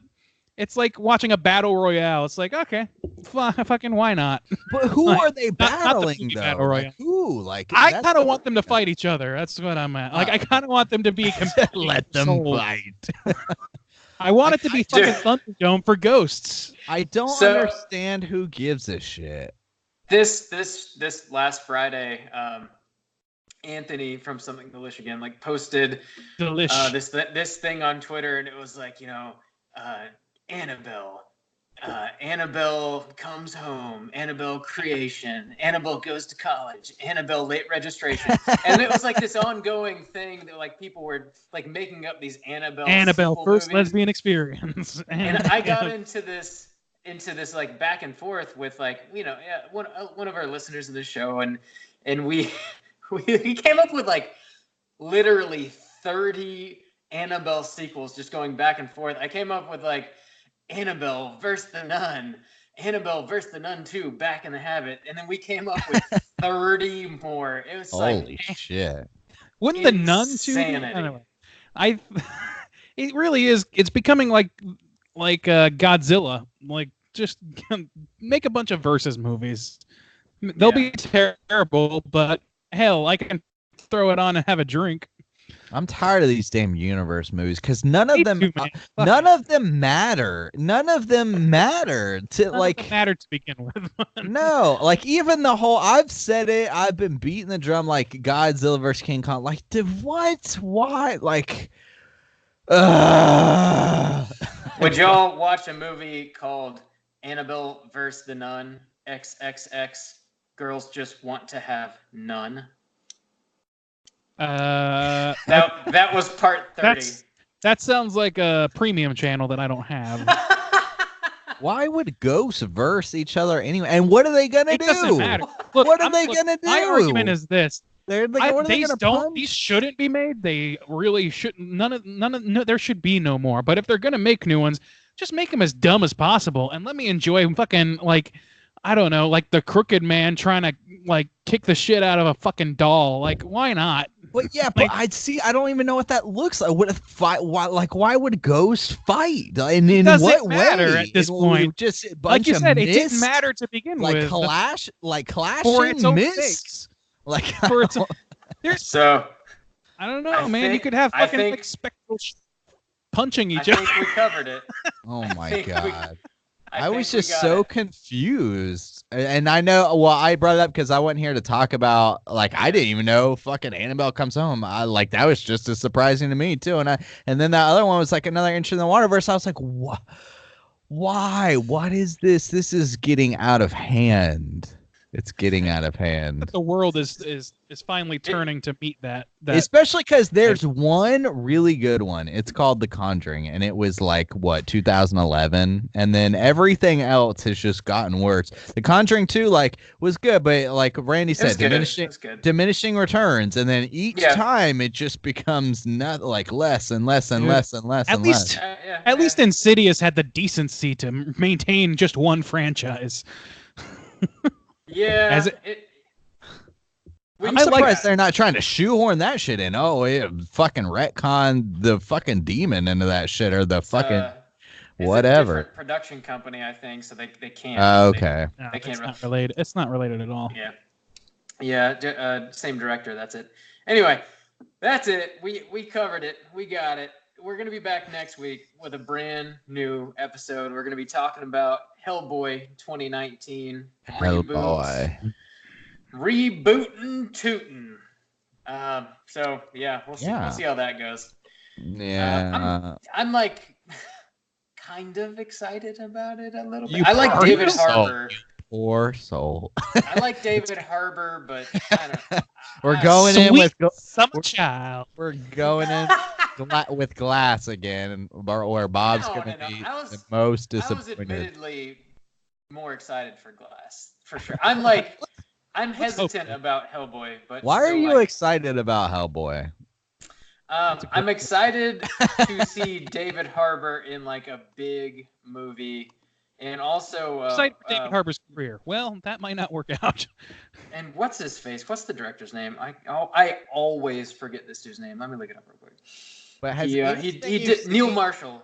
He directed The Descent and that fucking Dog Soldiers. So he's got some pretty good movies under his belt. The more I see of this movie, the more I think I'm gonna fucking hate it, which might be helpful because I'm going in low expectation. So I agree. The more I see, the kind of less excited. I'm still excited, but the more I see, the less so, for sure. I don't know. So we're talking about Hellboy next week. Until then, please rate, review, and subscribe to us on iTunes. It's an easy way to support the show. Your positive ratings and reviews help people find us that don't know we exist, and we really do appreciate it. You can find us on Instagram at Straight Chilling Podcast. We are on Twitter at STR8_chilling. You can send us an email through our website, Straight Chilling Podcast. Hit us up on our YouTube, youtube.com/Straight Chilling Podcast.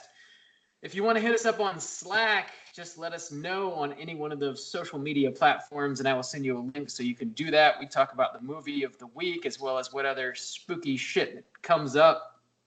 Just another reminder, we're going to be doing another Joe Bob live watch this Friday at 9 o'clock Eastern Standard Time. If you want to hang out with us, we're going to post a link to join that live watch on our Facebook and on our Twitter just before the show time starts. So definitely join in on the fun. It was a good time this past Friday and the week prior. It's been great. So I think that's everything right there, fellas. And Monday night Twitch streams, which will be, well, tomorrow night from now, but I don't know when you guys are going to be listening to this, but we'll do 9 p.m. Eastern too. Maybe it's just like standard 9 p.m. Eastern on everything. Yeah. Pretty well. Yeah. Just about. Cool. So and that's Twitch, twitch.tv/Straight Chilling Podcast. I always forget to mention it. But it's .tv, not .com. Okay, cool. .tv. So until next week, as always, all you mother truckers, please keep chilling. Sometimes chilling is better.